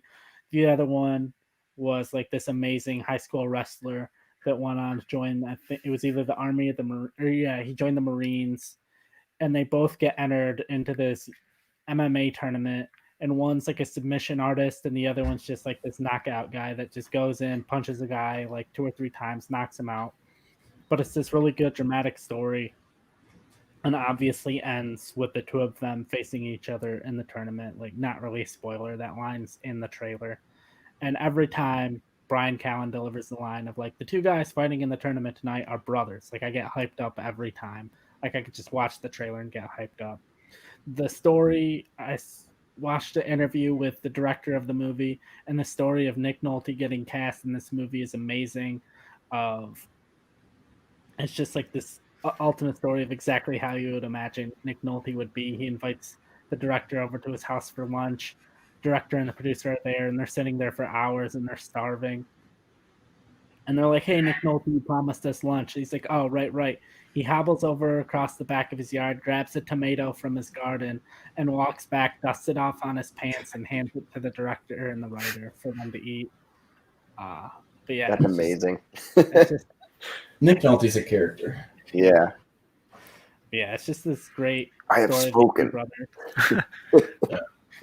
So yeah, I agree with everything Joe said. Like this movie gets you hyped up. I would much rather watch The Witch than watch boxing or MMA. I think those are unwatchably terrible sports. But you know, some people have an audience. But I love this movie, and I love boxing movies for the most part too. So I'm like, it's much more interesting to see movies about it than actually watch it. And I thought that again, like taking like MMA, which I don't really care about, and then making such a compelling movie for me, that kind of steps it up some spots. So it almost cracked my top 20, but not quite. But I do love all the performances. Tom Hardy and Joel Edgerton are great. I love their scene on the beach when they have dialogue, before the tournament or before they fight. I like the different kind of fighting styles. And yeah, that's really all it is to say. I'm waiting for the sequel that's 10 years later when they have CTE and are and kill themselves. But you know, Hardy's even more unintelligible, and he's just right. Tom Hardy is Nick Nolte in like 10 years after this one, and the kind of happy ending is ruined because the dude ruins his life because of all of his brain injuries. But Tristan, you seem to not be as big of a fan as the three of us. What are your thoughts on this one? Yeah, I don't know. I mean, I saw it, but it didn't make much of an impact on me. I'll start off by saying I don't usually follow sports. I watch baseball, I watch hockey, but I'm not like a person who follows every team and follows a lot of sports outside of my hometown, so I'm not a big sports person. But I'm thinking I might want to give it a rewatch. You, especially Johnny, you sold it for me a lot by saying like I don't like UFC, but I like this movie, and I feel that similarly. I don't like UFC. I don't like fighting as a sport. But when I watch something like Creed, I'm enthralled by every second of it. You know, it's such a compelling way to build a character and to give him his goal and to really build up to a specific moment in the story. So, I mean, I remember barely anything about this. I haven't watched it since I was younger. So I'll probably give it a rewatch and give it a chance. But typically sports movies just aren't really my thing. I don't connect romantically to sports. I don't connect emotionally to sports. So it's hard for me to get over the hump of wanting to watch a sports movie. Yeah, I think because I love this movie too. It was on my list earlier that was skipped. But yeah, like I am a big sports person in general, but I'm not a big MMA, UFC, boxing, any of that fan. But this movie is just so visceral in how they do those fights. I mean, they're not necessarily the most realistic fights in the world, but they're really fun to watch. And I think the part, Tristan, that you on a rewatch might appreciate is like it's the family drama. Yeah. And it's estranged family members and all that. Like it tells a really good story to build up to what is coming, which is them facing off against each other. Like that right from the beginning, but they tell such a good journey that you're emotionally invested all the way once they actually do fight. I'd give it a rewatch when you have the chance, see if it hits you differently. Yeah, they definitely set up the stakes. It's not just like, oh, these two guys are fighting. Like the one guy's fighting, if he loses the fight, he loses his house. The other guy, he's fighting because his friend from the military, he died, and so his family has no money, so he needs the money to help out his friend. And it's like very much like important stakes beyond just like the sport and the fight itself. Yeah, I like the best sports movies Yeah, the best sports movies to me are the ones that center around the characters, and the sports are just kind of the background. And that's what this movie does well. It's about the characters, it's about their motivations, it's about kind of the desperation that they all have, and then the sports are like the way out of those things. So I like that it's centered around that. I think it has enough character pieces to be exciting. Joel Edgerton and Tom Hardy again are both great. So that's kind of my thoughts. It's like The Fighter in terms of like the sports feel secondary, and it's more about the family dynamics. And same director as Miracle, so he clearly knows how to do sports movies, which I still love, even with some questionable acting. I am a hockey player. But the movie about how the U.S. killed communism, which is Did that work? not.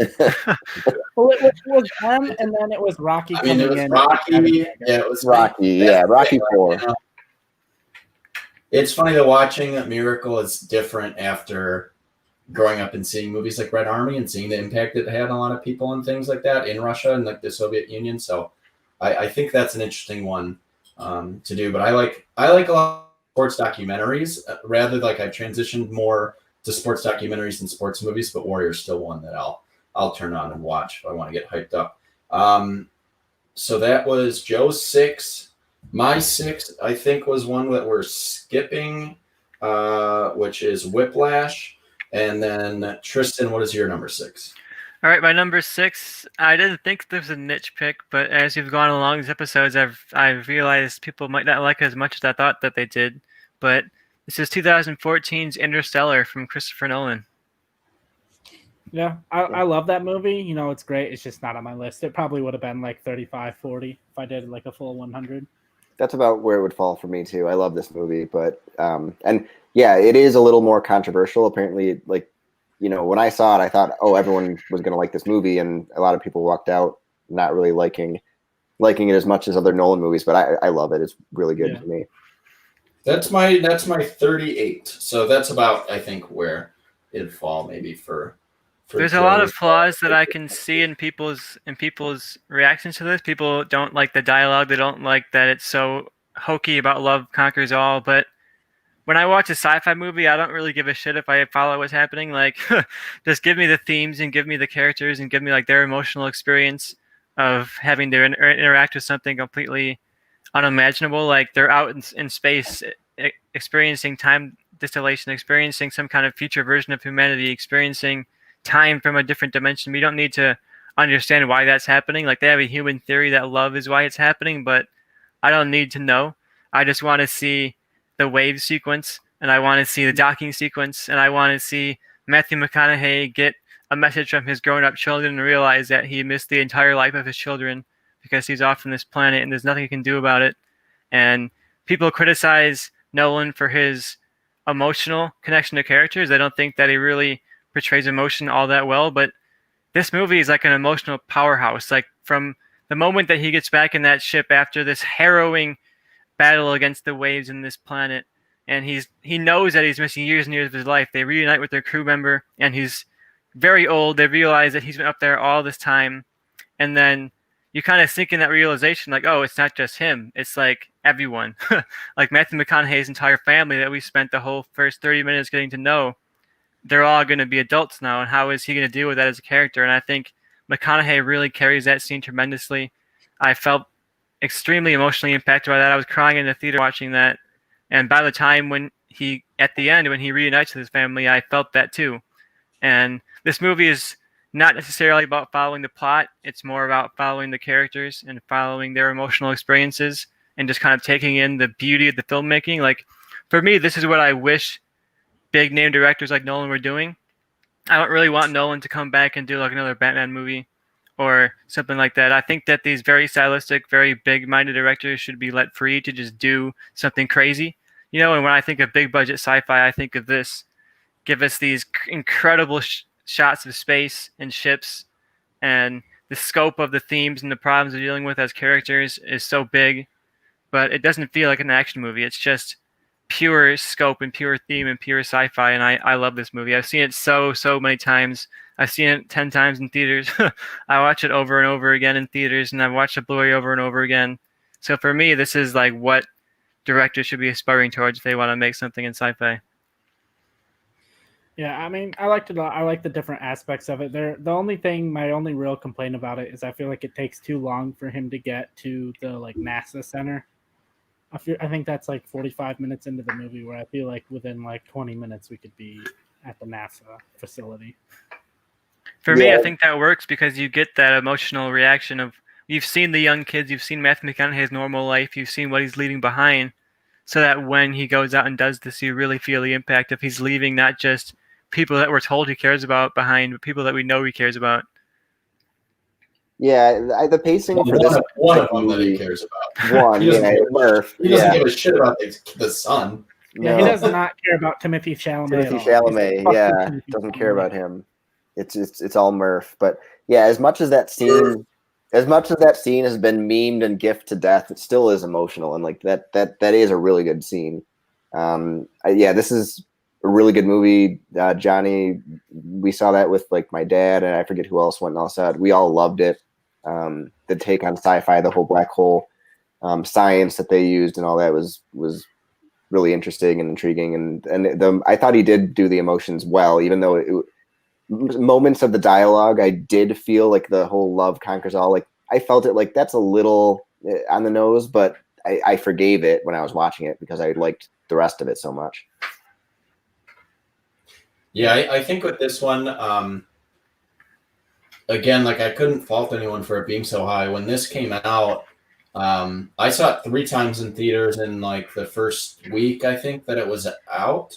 I really, really loved Interstellar, and I knew that I had to see it as many times as I could in theaters because I knew it would never be the same watching it at home, and that's true. Like this isn't one that I revisit at home quite often, but if I had a home theater or if this was playing at a theater, I would definitely go see it or watch it because it's definitely a theater experience. I agree with everything pretty much anyone has said. I don't agree with Tristan that at the end it has any emotional, the reuniting him and Murph at the end, I feel like was a swing and a miss. I think that could have been more powerful because I do think all the other emotional stuff in the movie is really well done. I think rushed a little bit. It's a little rushed. Yeah, it's just kind of like I didn't need a ton more, but I just felt like watching it was very underwhelming. I don't need that scene to be like much longer because it's towards the end of it, but I just felt underwhelmed by the emotions in that one, especially compared to the scene afterwards, like when McConaughey's crying when he realizes his kids are all grown up. Like that scene is the best emotional scene that Nolan's ever done, one of the best that I've seen in pretty much any film. I think that scene holds up. I think Anne Hathaway's character is like pointless in this movie. Like I hate all of her dialogue in this movie, all about the love and stuff like that. And I think that holds it down a little bit, and I think that's no fault of her. I just think that her dialogue she is like, no one kind of feels like he needs the Joseph Gordon-Levitt Interstellar type character. I feel like in his movies that give you more exposition, or while everything else is maybe a little more subtle, they need one character to kind of spell things out. And I think that's what Anne Hathaway is in this one. So I don't like that kind of trope of Nolan. But everything else I think is really good. Anytime they go to a different planet, I think it's awesome. I love all of the silent docking scenes and stuff like that. Like I love those in space movies. Like that stuff works for me. And this one showed emotion really well. I just recently watched Ad Astra, and that movie sucked serious balls. And had no emotional connection in it at all. And Interstellar, I think people kind of crap on it for it, but I think it does have emotional connection. I think it's just the visuals are insane. I love a good, just practical effects and stuff in terms of space movies. That's why 2001: A Space Odyssey's effects in space hold up better than most other space movies that have come out even recently. A movie that came out in 1968 looks better, and I feel the same way about Interstellar. That movie is going to hold up and look better than most movies that are very CGI heavy. So I appreciated Interstellar a lot, but not quite as much as Tristan. Anything else to say on Interstellar? Shout out. That's all I got. Great one. Having a very punchable face in that movie. Perfect. Everyone spoke at once. Everyone talks at once. Who did you say has a punchable face? In Topher Grace in that movie. Topher Grace's face is always punchable. I know, but good casting for that. Yeah, Sam Park has said Interstellar was good, but it's not as good as Dunkirk. That would be in my top 10. Dunkirk has amazing craft. Like the filmmaking in Dunkirk is so unmet. It's Like really good. the action is incredible. You couldn't tell the difference between real planes and Dunkirk. It's just amazing. Yeah, Dunkirk I think is another one that's like more about the filmmaking than the characters. I can't tell any of the fucking people apart in that movie. I think maybe that's on me, but I've heard that criticism from everyone else who's seen it, so maybe that's not on me. I just think all having the same size white British dudes or whatever, they all look the same. It's very hard to keep track of who's who. One the famous pop star. I know who Harry Styles is, so I know who that is, but I can't. The reason that I went with tell you any of the other people. The reason I went with Interstellar just a bit over Dunkirk for me was just that emotional investment. Like Dunkirk doesn't want you to be emotionally invested. It's not really trying to do that. Johnny's dying over there. Johnny, But, yeah. Yeah, Dunkirk isn't really going for like a character-focused investment as much as Interstellar is, and that's a little bit more of what I go for. You got the craft of Dunkirk. It's the ships and the space all look like inseparable from reality practically, but you also have the extra little bit of salt of emotion on top of that, which is what pushed it up to the top for me. Yeah. All right, so are we moving on to my 6? Is that what we're on now? Yeah. Yep. Sorry, wine when red wine goes down the wrong pipe, that is not a great feeling. No.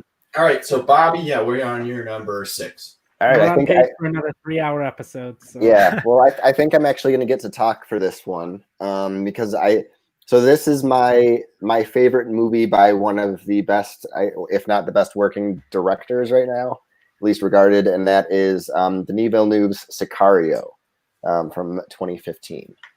Yeah, I like it. Would have been probably in like the 25 to 30 spot, but it's not on my list. Okay. Not on my list either.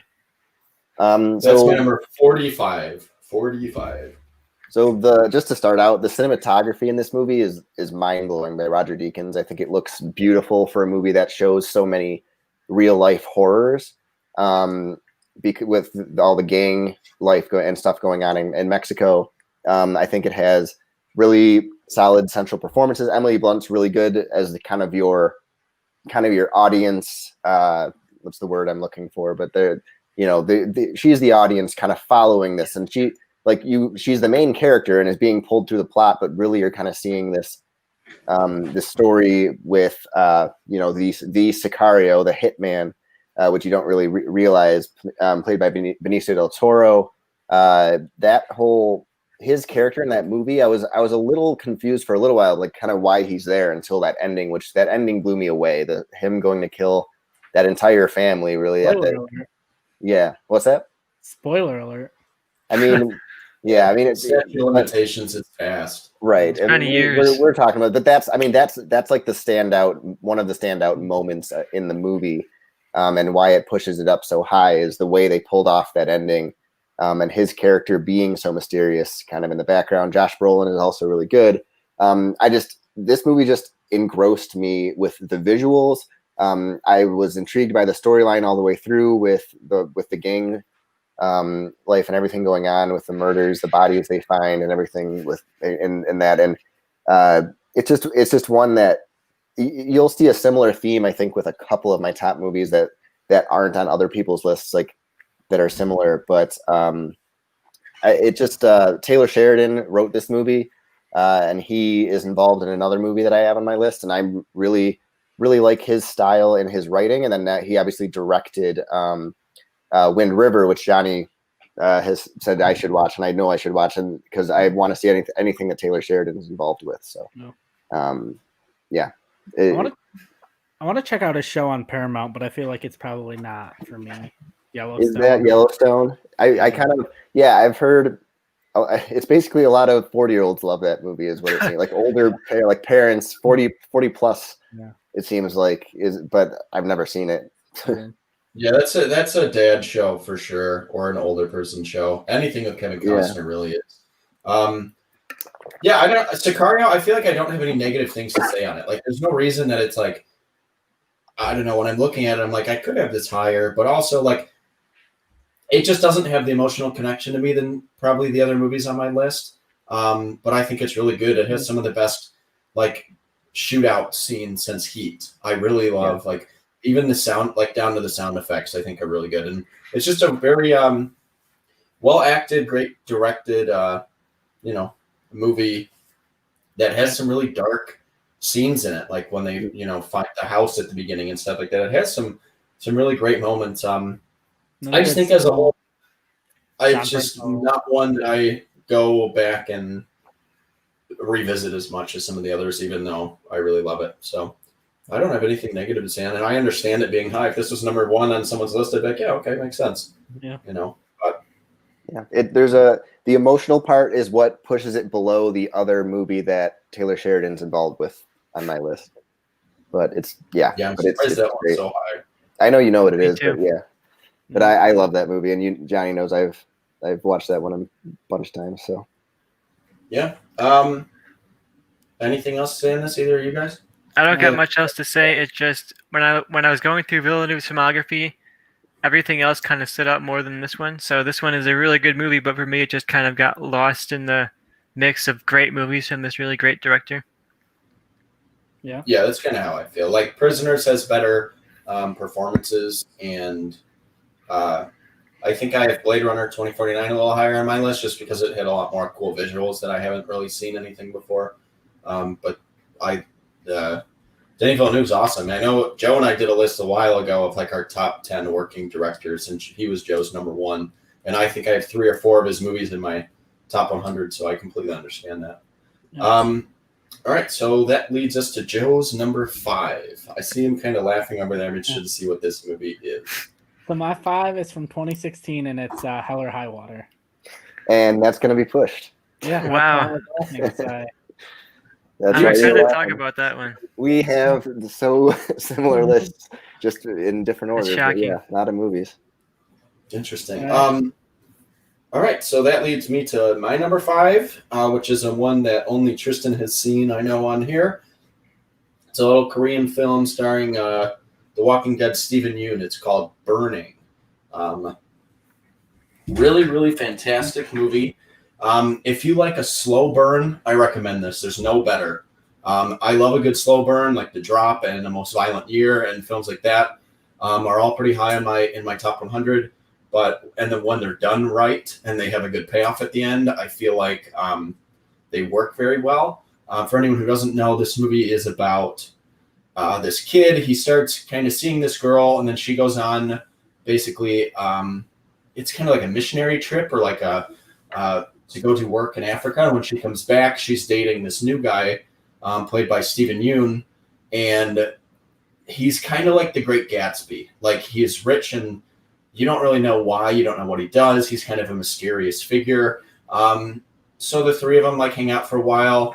You kind of get some weird dark secrets from this character, and then all of a sudden the girl goes missing, and you don't know what the deal is. So the main kid who has feelings for her and really, loves her is trying to find out what happened, where she went, what's the deal with Steven Yeun's character. Did he do something to her?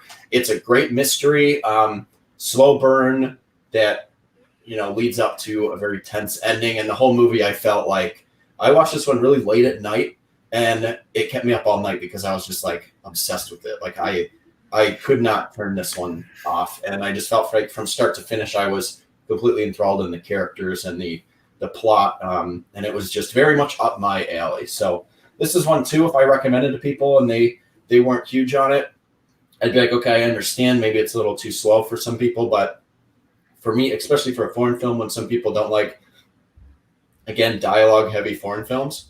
But I really love this one, and Steven Yeun's awesome in it.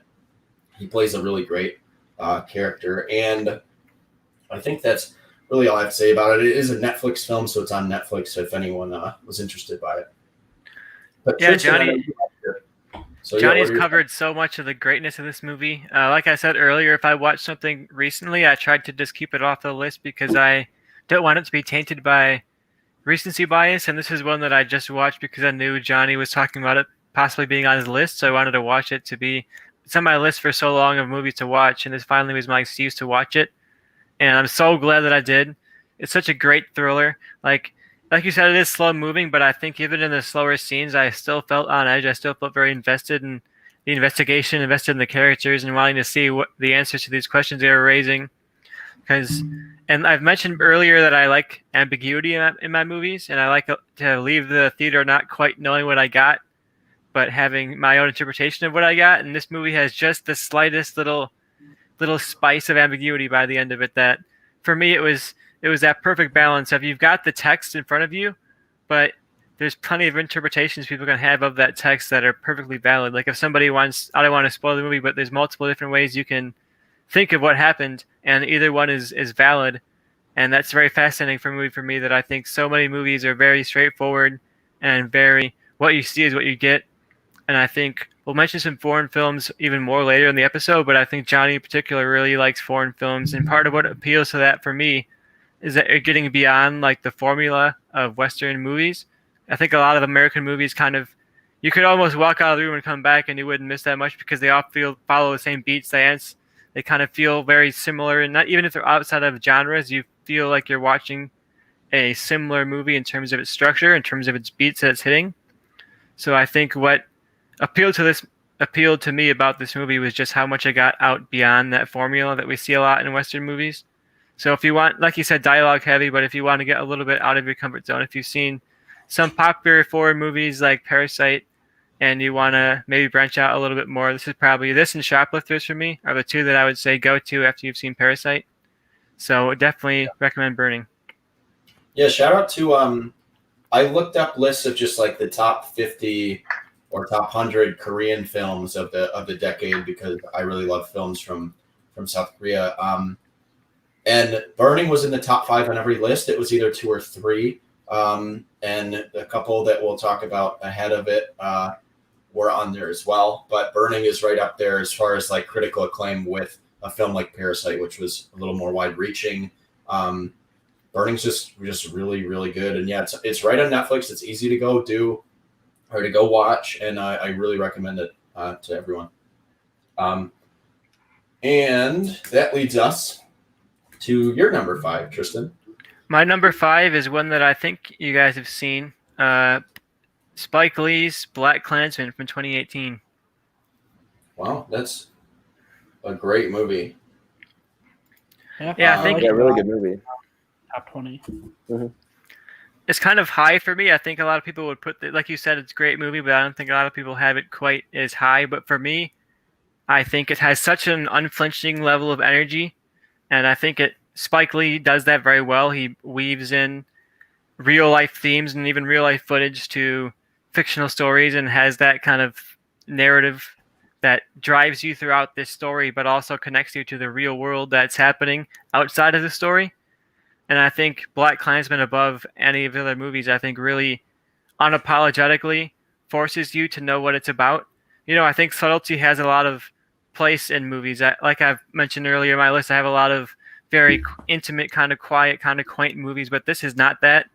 But if you walk out of this movie and don't know what he's trying to say, you just weren't watching it. Because by the time we get to the last scene, he's making it so obvious what he's trying to say. And I think there's a lot of bravery in that, because I think that level of direct addressing to your audience can go over very badly. And I think we saw that in some of the reactions. Some people were very upset at this movie when it came out.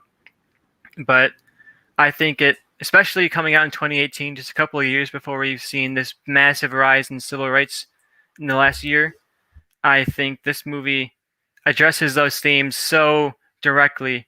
And I think a lot of Oscar-type movies that address race try to do it very lightly. The good and bad is very black and white. Stuff like Green Book that kind of addresses racism, but it doesn't really ask any questions that are interesting. It just kind of says racism is bad. Let's not be racist. And I think this movie gets into the systemic problems of racism. It gets into the generational problems of racism in a way that you just wouldn't see from other filmmakers. So to me, it's a testament to why we need black filmmakers to be making big budget, high profile movies, because we see black filmmakers make up such a small percentage of mainstream releases.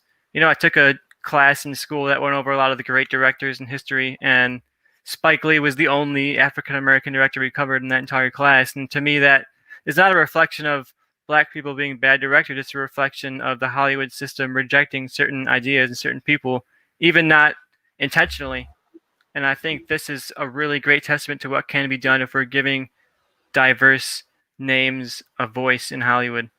So for me, that is just why it gets so high. So it's very timely. It's very energetic. It's very fun to watch while still dealing with complex themes. So to me, it's just a peak movie. Yeah, and I think all of that is completely encapsulated by the fact that this lost to Green Book at the Oscars for Best Picture. I think that is kind of perfect for a movie like this because it's telling you that these problems are still happening, and the movie made by Spike Lee about how, like, a real life story of racial tension and terrible things that happen, and relating it to today, loses to a movie made by a white dude who just wanted to make his father look better. Like, it's very Hollywood for one of those films to be more popular than the other, or win, or get, praise. And I think Black Klansman will always stand the test of time. It's a timeless story. It'll always hold up.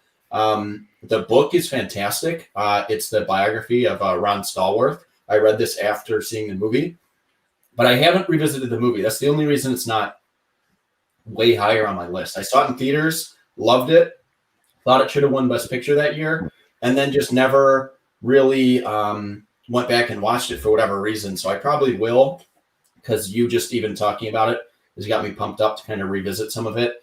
I just remember at the end, like, being on the edge of my seat, waiting to see what was going to happen, with, like, the car bomb and stuff. Like, it's just extremely tension filled. It's like Dunkirk does that with the clock throughout the whole movie, as, like, our watcher Sam mentioned, that being a great film. This movie felt like that too. Like, it has plenty of comedy. It has great acting. It has great characters. And then it also has, like, extremely tense moments, as you'd expect from a movie about a black person, or a black cop basically going undercover to try to take down the KKK. And Adam Driver and John David Washington are both amazing in it. So, I don't think there's really a negative on this one. It made my list as, like, it's like number 80 for me, but it's only because I've only seen it once. So that's one that's going to climb the more and more I see it. And I think it's available on Amazon Prime now for free on there. So for subscription. Yeah. Free if you pay for it. Everyone, for free if you could get someone's password. Everyone has Who doesn't have passwords. Prime at this point anymore, though? Yeah, We've all sold out. Yeah. This has been sitting on top of my pile to rewatch because I own it on Blu-ray. It's a great movie, but it might have. I don't know if it would have cracked my top 20 if I saw it again more recently, but it's really good. I mean, it's just a good movie. It's probably it might be my favorite Spike Lee movie.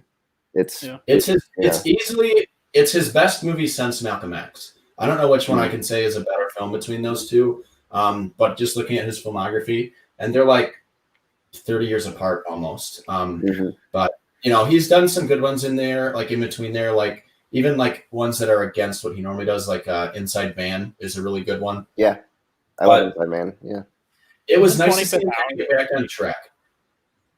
Yeah, he did that, and he did a lot of movies with Denzel in the 90s too and stuff. And I think it was really nice to see him get back on track.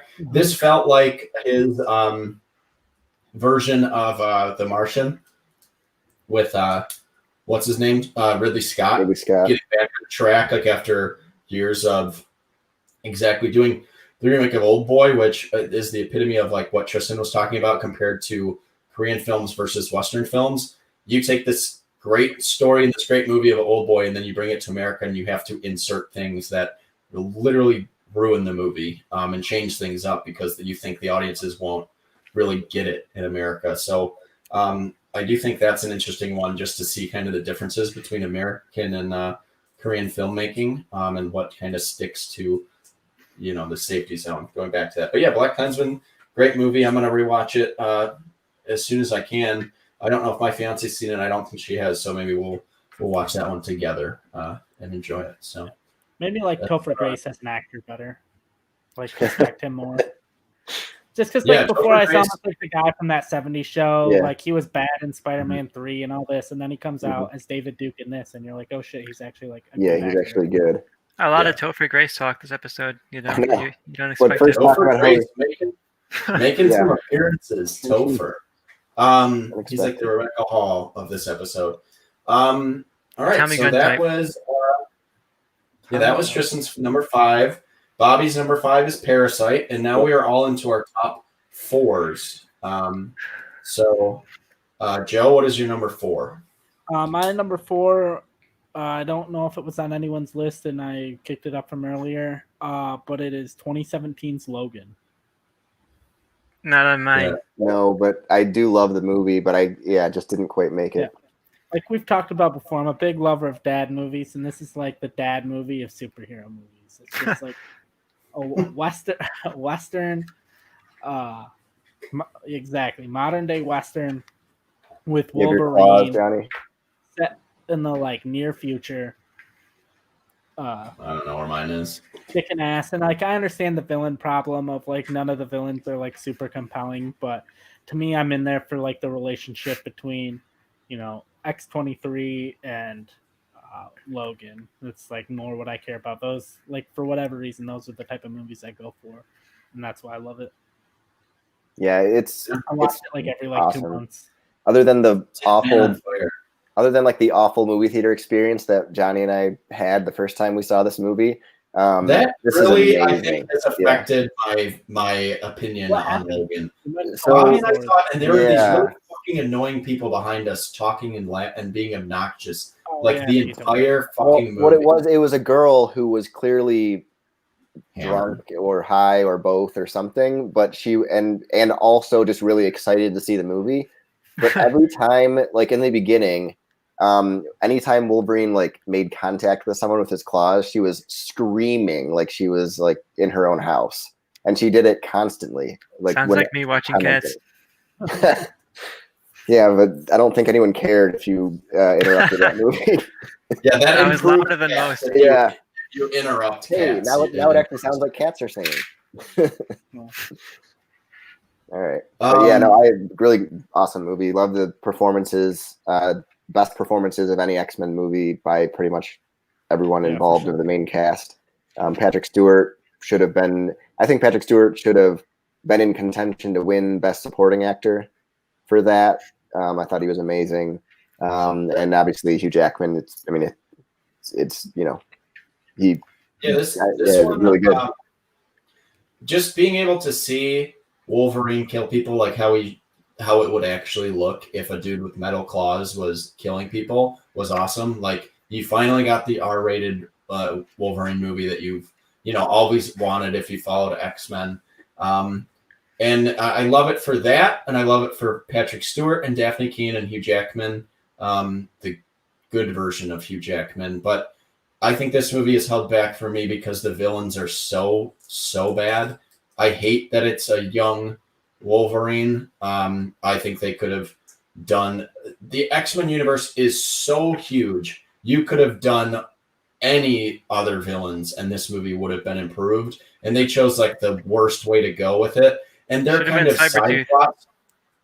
Like, yeah, how easy would it have been for it to just be fucking Sabretooth? Like, literally just guess someone else and have them be cool and do it. You don't need to make a clone of Wolverine. I thought that was that held it back, and I didn't care about the other villains that were extremely forgettable as well, that were like in charge of the thing. So I think that hurts it as far as being as high like on your list for me. But I think overall as a movie, it has everything I really went in asking for. I just wanted to see some awesome Wolverine kills. We got that. Daphne Keane is incredible as X-23. The scene, one of my favorite scenes of any movie is when she doesn't talk the whole time, and then all of a sudden she goes off on him in the car. That scene is hysterical. I love that scene. And she's a superstar. I don't need them to recast Wolverine ever again. I just need X-23. Daphne Keane as X-23 should be the new Wolverine in the MCU, like if they're going to bring X-Men in. But they're not going to do that, but they should definitely do that. They might bring her back, but I think they are going to recast Wolverine. But you don't ever need to do it. You have a superstar that's young that can play this character forever. And I think they should just go that direction. Yeah, for me, the emotion all works, especially the relationship between Logan and Daphne Keene's character. I think that is the reason you watch this. It's very much a lot of these movies have like that older, gritty man, the young kid relationship, but just as like a crux. Like I think of Iron Man 3, where he's hanging out with that kid for like the second act of the movie for a while. But that relationship was like the core of the movie, and it really revolves around that relationship. So I think that's definitely very strong for a superhero movie. Before I even had a 4K TV, like years before, that I bought this on 4K Blu-ray because I was like, someday I'm gonna have a 4K TV and I'm gonna want to watch this in 4K. And I was right, because the direction really shines. The visuals are really great. The action is great, like you said. You get an R-rated Wolverine for the first time, and I think in hindsight, this stands out really well as like a finale to the X-Men universe, as we've seen it sold to Disney. I'm not sure we're going to be getting like R-rated gritty action movies out of Disney. They do what they do and it's entertaining, but they're not going to be pushing boundaries in a way that this does. So I think with time, this is going to get higher and higher on my list. But I have a lot of the same problems Johnny has. I think the villains are very, very bad. I think Professor X's death could have been like the most emotional moment in the history of a decades-long franchise, but the fact that it's tied to this weird fake-out clone scene with Logan makes it disorienting, and it removed all the emotional impact of that scene. Because I wasn't thinking, oh shit, Charles Xavier's dead. I was thinking, oh shit, what the fuck is this Logan clone? What's going on? Someone explain this to me. I wasn't invested single-handedly in the emotion of that death. I was more confused than anything else. And I think the villains are what really hold this back for me. But I think in hindsight, that might just lessen a little bit, and I think I can just enjoy it for the ride that it is. But for now, it's not anywhere near my top 20. Yeah, I think they could have gone a different direction. I think it would have been, they could have done an amazing scene where Logan himself, not his weird clone, has to kill Professor X in that movie to save people. I think that would have been, they had the chance and the opportunity to do that and make it a really powerful scene, and basically do what they were trying to go for when he kills Jean in like X3, which sucked. They could have done that, but done it well in Logan, and they just missed out on that opportunity. It's like the Han Solo death in Force Awakens, like such a missed opportunity for something that should have been more memorable, and it just kind of lame and undercut. Especially with how good Patrick Stewart is. I would have liked some dialogue before his death, or him, having one of his like aneurysms basically, and everyone around Logan is dying and he has to do it to protect Daphne Keene or something. Like, I think that would have been a really good, powerful way to do it. And then the other thing, just real quick on it, is they established Wolverine really well in the other movies as the kind of reluctant father figure who was very protective over Rogue and over the students, and like especially X2 and the first X-Men, that you don't ever question the morals of it. Like, you don't question like, why would Wolverine be saving this kid? Like, they've established his character very well. He's probably the one character they did really, really establish. Him and Patrick Stewart, they established very well throughout like the whole franchise, and this was like the encore of it all. Like, that's what I love so much about it. I will say the one thing, I'm just not like as low on the villains as you guys are. Yeah. Like, I thought it could have been better, but it never like makes me like dislike the movie. Yeah, it doesn't make me dislike the movie, but I definitely, my only flaw coming out of the movie the first time, and the one thing that I look back on, is the clone, because I don't mind Boyd Holbrook as the whatever his villain is. Like, I think he's fine. He was in like he was fine and he was entertaining to watch, but like if he had a better minion that wasn't a clone, then I think that would have made for a better villain pairing to me. Mm-hmm. Yeah, they did it right in X2 with the girl Stryker creates. Like, with someone who's very similar to Wolverine in terms of strength and power and abilities, but is a different person. Like, I think they could have just gone that route again and done someone else, but instead they did it with Wolverine again, and I think that hurt it. I wouldn't have minded, even though X-Men Origins sucked, I wouldn't have minded them bringing back Sabretooth from that movie. What's his name? Would have been a good way to pay it full circle with this sort of meta trilogy they've pulled off with Wolverine. Yeah, exactly. I think that Liam Schreiber. Yeah, Liam Schreiber. that would have been cool because he's a great actor and he's like the best part of the X-Men Origins movie. He's good in it. So, all right, number 4, Logan for Joe. With the hot takes of Deadpool is greater than Logan, which I mean, some people funnier. They're so different movies. They're so different. I love them both, but they're so different. They both break new ground in similar ways. Yeah. I thought Deadpool 2 was way better than the first Deadpool upon rewatch, like especially because you kind of established the character of Deadpool well in the first one, and then you kind of could do more with it in the second one. So I like the second one better. All right, so that brings me to my number 4, which is another Korean film. Shocking. It is from Park Chan-wook, who did the Vengeance trilogy, which is like Lady Vengeance and Old Boy, as well as an American film he made, Stoker, which is an underrated little film. This one is called The Handmaiden. It's from 2016. Is it on anyone else's list? I don't think so, right? No, it's not. Tristan? No. But I've seen it. Okay, so The Handmaiden is one that as soon as I got done watching it, I was like, that was a fucking masterpiece. And I watched it like 2 days later. Incredible movie. It's told basically in 3 parts, has a lot of twists and turns. I love a good movie with good twists. I love a good movie with great performances. And it's like an erotic thriller. Like everything about this movie works for me. And it's just like, if they just like, were like, all right, we're going to make a movie that's right out of Johnny's head, like that he didn't know he could do.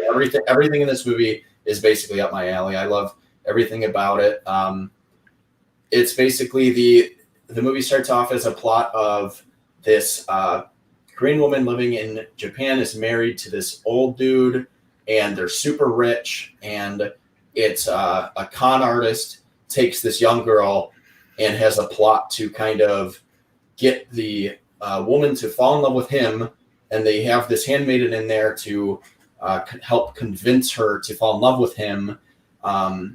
And that's really all the story that you need to know going into it. And then it has different turns and twists that you didn't see coming. And every part is great. It establishes the characters very well. I think that's the best part of it. And it has really, really great payoffs to everything. It's also very tension filled at times when it needs to be. It has, again, like a good romance, like Portrait of a Lady on Fire, similar in terms of some of the thematics and themes in there with that, but with more tension and more action, like a little more, not really action. There's no big fight scenes or anything like that, but it's all about tone. And the tone of this movie is just from start to finish incredible. I love this movie. Really, really well directed. Well, we're going to discuss, spoiler alert, we're going to discuss Parasite. We've already talked about that. I felt like Parasite is Bong Joon-ho's like masterpiece. This is Park Chan-wook's masterpiece. This is the director of Old Boy. You know, that movie is great, but this is his Parasite.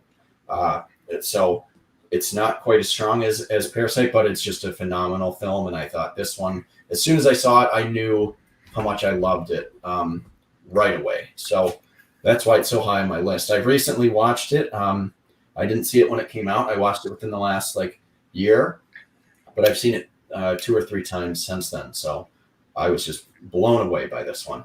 Tristan, I know you're the only other one who's seen it. What do you think of it?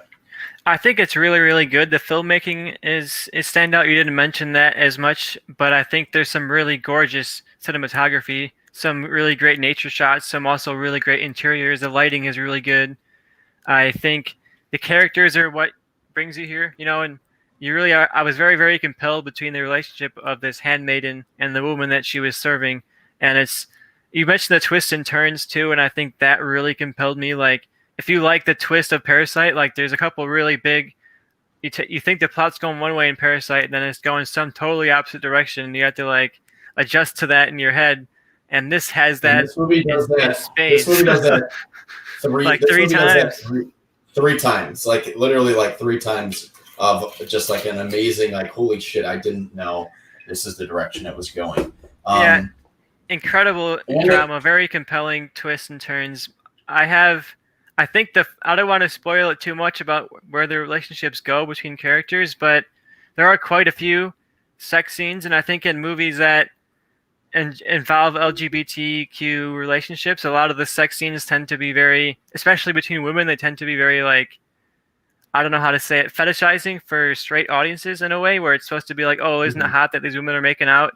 And I think especially in the first scene, the first sex scene in this movie, that is like one of the most well-directed sex scenes I've ever seen. It's not titillating, it's just intimate. You know, and you're getting the sense of these women exploring each other for the first time and exploring something that they know socially has been rejected, but that they feel this compulsion towards.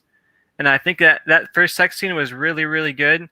But I think some of the other sex scenes tend to lean more towards the titillation side of it, where if I feel like it's sort of made to be hot rather than to be character driven and to be intimate.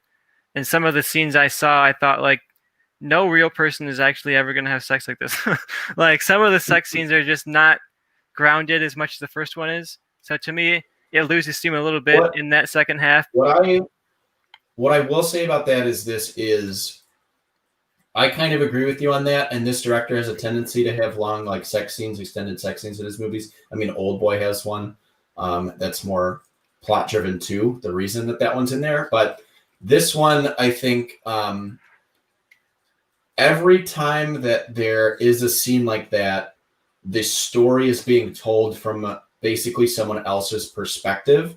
And I think changing the aspects of the relationship or these sexual feelings or whatever was a choice, because from the first time you see it, it's from the perspective of the one girl, and then when the story focuses on the other girl, things are much different. And I think that is kind of, it works for me. That is different. It didn't ever feel like fetishized as much as like some other films obviously do for me. And yeah, I agree with you. It's some weird stuff. You probably would never actually have sex like that. But I think it's like every part of this movie, it's basically told in 3 parts, and every part is from different perspectives, and the tone is a little different, and the relationship is a little different in all of it. So that's what I really appreciated, even just straying away from the sex scenes, even just when you hear the same dialogue in a totally new like perspective, it makes sense and it works both ways. Like I think that's what this one does really well. So this is one I'd recommend to anyone. This is a very easy one to watch, even if you don't like horror films. It's on Amazon Prime. It's on Prime and Hulu, I think. All right, yeah, because I like a good con artist movie. So yeah, this is a perfect, like if you like twists and con artist movies, like this is for you. Yeah, everybody's trying to kind of one up each other. You're never sure who has the power until the end. It's very compelling drama, even if you're not into the sexual themes and that kind of stuff. It's just very compelling to watch. Yeah, every character has their own. Yeah, every character has their own motivation, and you don't know what their motivations are. And as it's revealed throughout the movie, you're wondering, okay, now who's winning? Like who's going to win? Basically, it's very well set up in that way. I like a movie like that. So that's my number 4. And Tristan, we're on to your number 4. All right. I said before I was done with the deep cuts, but as I scroll up, I see a slightly deep cut. But I think it's one that you guys have actually seen, so hopefully it inspires a conversation here. It's 2018's 8th Grade from director Bo Burnham. Nice. Yeah, so I really liked it, but it's not on my list. Yep, same here. Really good movie. I think I bought this for you, Johnny. Before you saw it. I think so too. Yeah. I watched it for the first time. The only reason this one isn't like higher is because I've only seen it once. I really like a good coming of age film, and this one was done really well. I love Bo Burnham, and I was really excited for him to do a film like this and show that he has range. This one has a lot of really tension-filled moments as well, which I like about it. So, like this one will be in my top 100. Yeah, exactly. Like it's not like the same style of tension that you get in a lot of other movies, but like it has you on the edge of your seat, like, or it has you like, you know, like biting your fingernails in a way because you're just like uncomfortable to watch some of it, which you don't always get. Like I feel like the scene with the pool party scene is one of the most like, even just that is like so unnerving to kind of watch, like in a way that I've never really seen in a movie before. This is one that'll climb my list the more I see it, but I've only seen it once, so it just wasn't really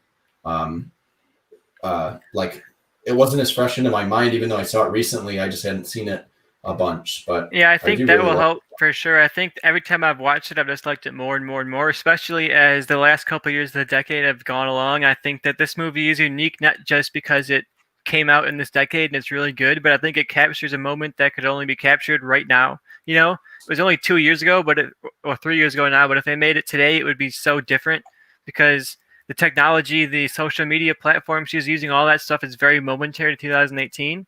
So I think it captures a generation that is oftentimes belittled in movies. We mentioned Inside Out earlier last episode about a movie that kind of just takes young people seriously. And I think this movie does that so well. All these minor problems that we think of as minor now, like eighth grade relationship drama and, oh, is this hot guy in class like me and that kind of stuff. It's all told with like this scale of something like Black Klansman, like a very tense thriller. Every interaction is it's comedic because these small moments are portrayed so largely that we as people who are outside of this moment know that it's not that important. But I think it portrays why these moments are important to people who are that age. I think people who are like 13, 14 often in movies are portrayed as like this very simple character, someone who's, oh, well, they're on the phone all the time, all they care about is social media. But this shows like the reality of that kind of a person. I think it shows Gen Z, who's up and coming right now. They haven't really done a lot in the film world yet, but they're starting to break out. And I think that this movie gets into the heart of what defines Gen Z in a way that I think I mean, when we look back on this decade, I think eighth grade is one that'll stand out more and more because it captures the decade. It captures what we are dealing with in this decade. It captures the problems and the consequences to our actions and the things that were only present in this decade. You watch this 10 years from now, it's going to be hard to relate directly to what's happening, but I think that you can relate to the characters. You can relate to their drama, to their tension in between each other, to Kaylee's emotional struggle to fit in. You know, I was kind of a nerd. You know, I watch all kinds of movies. I read comic books. I wasn't really the popular kid when I was around this age. So for me, watching this again, it kind of brought me back to that era of feeling so awkward. Like everything that you do is the worst thing you can possibly do, and everybody's looking at you, and your body's growing out weird. And some people in the class are hot, and some people are not. And where do you fall in that? And why don't I look like the hot kids in class? And you're just that anxiety of growing up is captured so well in this movie. And plus the added tension of social media and the internet that makes growing up even harder in the modern world. I think it's just an incredible, incredible movie. And for so many debut pictures we've had this decade, I think Bo Burnham gets kind of forgotten because she showed a lot of unique style in this movie and a lot of eye for how to make a movie, not just from good shots or good dialogue, but all of that together. The music, the dialogue, the acting, everything kind of works. And I'm so, so excited to see what he does next. I am too, and like you mentioned about the technology and stuff like that, I think what's funny about it is Bo Burnham, when he originally wrote the script, when the characters are like texting each other, that was originally written in as Facebook. They were all using Facebook to communicate, and then Elsie Fisher, the lead girl, when she read the script, she said to him, she goes, "No one uses Facebook."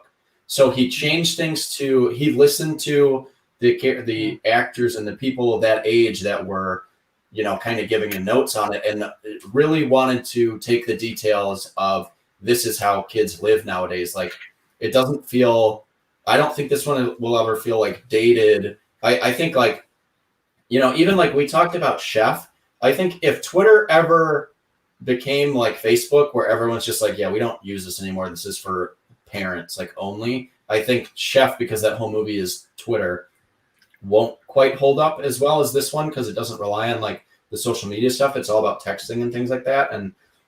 But it does capture the moments well, but it captures what kids are actually using to communicate with each other. And Bo Burnham listened to, you know, his cast to kind of create that. Yeah, if that movie was made today, it would be like TikTok would be the focus of eighth grade because that's like all what. Yeah, everyone dancing in the hallways and that. Yeah. But I think its themes are universal too. Yeah, I think its themes are pretty universal. Even if you're not living in this moment with this specific social media platform, I think fitting in and trying to find your place among people your age and your peers is something that anybody can relate to, even outside of the technology. Yeah, for sure. Yeah, the best coming of age films take a theme of, you know, fitting into eighth grade, but all of those themes are if you start a new job, if you are in a new relationship, like a lot of things you can look at the dynamics of and translate it to other things. So yeah, I respect that one. That's one that's going to climb really high on mine because I love a good coming of age film, and this is one of the best ones that I've seen. But I only saw it once. It's not one where I went to revisit a bunch, like Me and Earl and the Dying Girl, since I've had more time to kind of do that. Eighth Grade, I think will climb my list the more I watch it. Yeah. So that brings us, Bobby, to your number 4. All right, so my number 4 is my second favorite David Fincher movie, and that is Gone Girl. Is it on anyone's list? No. Not on my list. All right, so I know Johnny knows I liked this one a lot. So Gone Girl, as far as like a thriller goes, kind of just hit everything that I liked, I guess, when I was watching it. The performances, especially Rosamund Pike, but Ben Affleck, I give a lot of credit to him to kind of play like that aloof kind of not really realizing, what he's doing wrong type of stuff. I think he plays that really well. I think that the story, which could, if you just told someone like the story and like what the twist was, in a different director's hands, it could have come off as kind of corny and more like a TV movie kind of twist. And I think they pulled that off really well.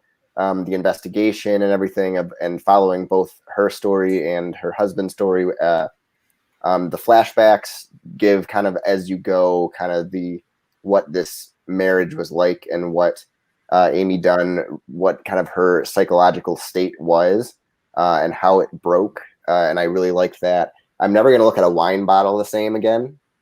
I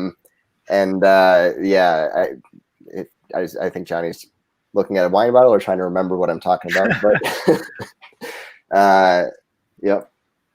But yeah, this one I didn't think it would be on anyone's list, but this is just one that I really loved. It's haunting and like, if you're in a relationship, it's like torture, kind of deal with the ending and everything that you're watching. But it's it just, for me, it's the type of thriller that just hit me really well. I love David Fincher's style, and it worked for me. And the performances are, especially Rosamund Pike, who I found to be a little bland in a lot of movies, was outstanding in this. I thought she was one of the best performances I've seen in a long time. She should have won Best Actress for this movie, without a doubt. She was phenomenal.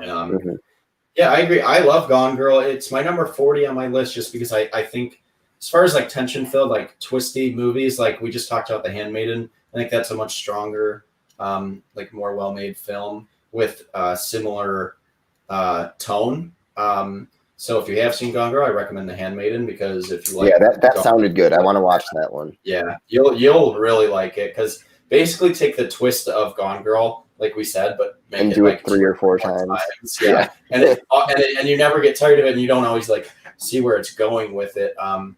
I think it's but Gone Girl, especially like the first time you see that movie, when it first hits that twist, you're just like, oh wow, like that was really cool. Like I think it's a very well made movie. I think it's very entertaining. I could never fault anyone for having it as high as you, because I don't really have much negative to say. It's just I just think I've seen some movies do it a little better, but other than that, like, I can't knock this movie. I think it's just really, really good and fun. I love Tyler Perry. It's the only time I've ever enjoyed Tyler Perry. He's great in it, and for as little as he's in there, he's very charismatic as the character he's playing. I think they kind of nailed all the casting.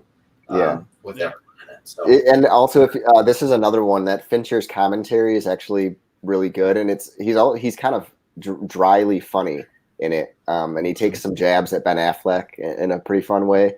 Like, he tells a story of how good Ben Affleck is at faking he's on a phone call, and he said, "I would be worried if I was his wife," and he was having some issues at the time. So, but that was but he was pulling from some commentary pulling from some real life experiences. Yeah, doing some of the things in that movie. For me, this movie, like Bobby mentioned, like if you give this to a different director, this feels like something that goes straight to HBO, or like you watch it and you're like, that was fine, and then you go back to the rest of your life. But you give that to Fincher, and he's able to find that through line of the characters. He's able to find that attention to detail that Fincher's known so well for, and I think especially that shines through in Amy Dunn as a character. I think in any other, well, not any other director's hands, but in many other directors' hands, that would be like a very hokey, one-note kind of character. But in this movie, you do kind of feel for her. You understand these social expectations placed on her as a person, as a woman in this relationship, and also in her familial relationship and in society. You see these pressures that turned Amy into kind of the unflinching crazy person that she is in this movie. And I think that any other director would have made that character so one note that it's very, very impressive in this movie that she's not that. Yeah, and I just have to shout out. So Gillian Flynn is the author of the book, and because I knew Jen probably would not want to see this movie if she didn't read the book first, I bought her the book knowing that Fincher was making a movie on it and had her read it, and that so now Gillian Flynn is like one of her favorite authors, and she's mad that she is now like taking such a long break writing books because she's writing movies and stuff. But she is the same author of Sharp Objects, which is a show on HBO that got a lot of praise with Amy Adams, and then she also did Dark Places, which is what you can do with which they made a movie with Charlize Theron. But that is what if you get like that story with a bad director, that went straight to TV and it's just like a bad movie. That's what I thought of too. Like, this is what it would be if you gave it to somebody else other than Fincher. It would just be this like forgettable movie. She wrote. Did she write that shitty train movie too? Woman on a Train or whatever? No, that's very different. No, she wrote the movie Widows. Okay, that was fine. That was got critically acclaimed, but it was kind of forgettable. Right, but she's now like because that movie kind of boosted her career. She started writing some movies, and that kind of delayed her books. Yeah, that makes sense. Yeah, Gone Girl feels like Fincher wanted to like challenge himself. Strolled into Lifetime's offices, grabbed a script off the desk, and like I'm gonna make an actually good movie out of this shit. So. That's exactly what it feels like. That's a really good analogy. It feels like a TV movie just done so phenomenally well that it gives me like cognitive dissonance watching it, that it should not be as good as it is. No, yeah, it's like the plot of every Lifetime movie, and David Fincher's but it's done so well, and they actually pull off that twist that would be so obvious for most TV movies. Yeah. And we're hitting 2 hours and 20 minutes, so I think we should move along because we're getting into our top. So that, or we do a short top 3 episode. No, I can't. I don't want to wait another week to do this. We got to go to 3 hours again. We'll do it. All right. I don't think there's going to be much conversation on my third one, so just because we're into our top 3. Joe, we're at your 3, baby. Surprise us. What do you got? Oh, I'm definitely going to surprise you. This movie's definitely not on anyone's list. We were talking about sports movies earlier, and this is one of my favorite sports movies of the decade. I don't really care about baseball, but I feel like this is definitely one of the better baseball movies. And that's 2011's Moneyball. Yeah, this is a really good movie, just not anywhere near a top 20 for me, but I really like Moneyball. It's a good movie. Yeah, I mentioned I don't like sports very much, but I liked Moneyball. It was very much a great behind the scenes look at like what goes into making a sport, what it is, and that was kind of interesting for me. Yeah, I like seeing some players that like Carlos Pena and some like guys that ended up like on the Tigers and stuff like that being shown. It's pretty cool. Yeah, with what Tristan was saying with BlacKkKlansman, with editing like the real footage in with like the fictional story, I thought Moneyball did perfectly. Anytime they cut away to like a character that wasn't a main part of the movie, like Johnny Damon or anything, and showing his trade, it was actually like real footage of actually Johnny Damon. They edited footage of the games in with the storyline footage of the games. And I thought like, because I watch this movie probably like every 3 to 4 months, just because I catch it on TV or I have the DVD and I'll throw it in. And like every scene to me, because I mean, it's Aaron Sorkin dialogue. It's just like, oh, I love this scene. Next scene comes on. Oh, I love this scene and this scene. Like all of the trades are, greatly written. And just like the overall story of Billy Beane with the flashbacks of him being like not a good baseball player and showing with the analytics that Jonah Hill's character came up with, like if they ran the analytics instead of just doing the eye test, instead of being like a 1st round draft pick, he would have been a 9th round draft pick, and he would have went to Stanford to play football instead of joining baseball, and how his life would have been different. And that's kind of when he buys into Jonah Hill's system and starts evaluating based on stats instead of just the eye test. I really love Moneyball. I think it's a great story. It's a good sports movie. It's my number 70 in my top 100. And my reason for it is I've heard the book does a better job with this, but my only criticism of Moneyball is the whole movie is supposed to be about analytics, analytics, analytics. These are groundbreaking. This is how we made this team. And then the whole movie basically focuses on the very against analytics winning streak that the team went on. I know it was a miracle run, but the movie itself, I feel like it kind of weakens the whole argument of analytics and breaking things down to the last cent when then you focus on like the most miracle run of all time that really didn't have to do with analytics. Like if you look back on it, I think that kind of affects it because I'm a huge, especially for less for baseball. I don't really give a fuck about baseball, but hockey, I'm a huge analytics nerd. And just listening to analytics podcasts and things like that for that, you can break down everything except like the winning streaks and stuff are really up in the air. And I think the movie weakens the whole argument that it's trying to do or the research that it's trying to show by focusing on like, yes, it was an amazing part of the season, but that whole part of the season was less to do with analytics than the trades and the other plays that were made during the season. And I've heard that the book does a really good job getting into some of the other aspects, and it doesn't only focus on the winning streak, but because that's the most cinematic aspect, they focused on that a little too much. And I just think it goes against everything of what they tried to establish with the other things. And I don't know if that makes sense to everyone completely, but it's kind of what I feel about it. To me, the winning streak is like the encapsulation of like his system works. So like I'm okay with it. It doesn't really like bother me that it's like that's how the movie portrays it. But if you break down what actually was happening, it's not really backed up by like the analytics. And that's like very inside baseball. Pun.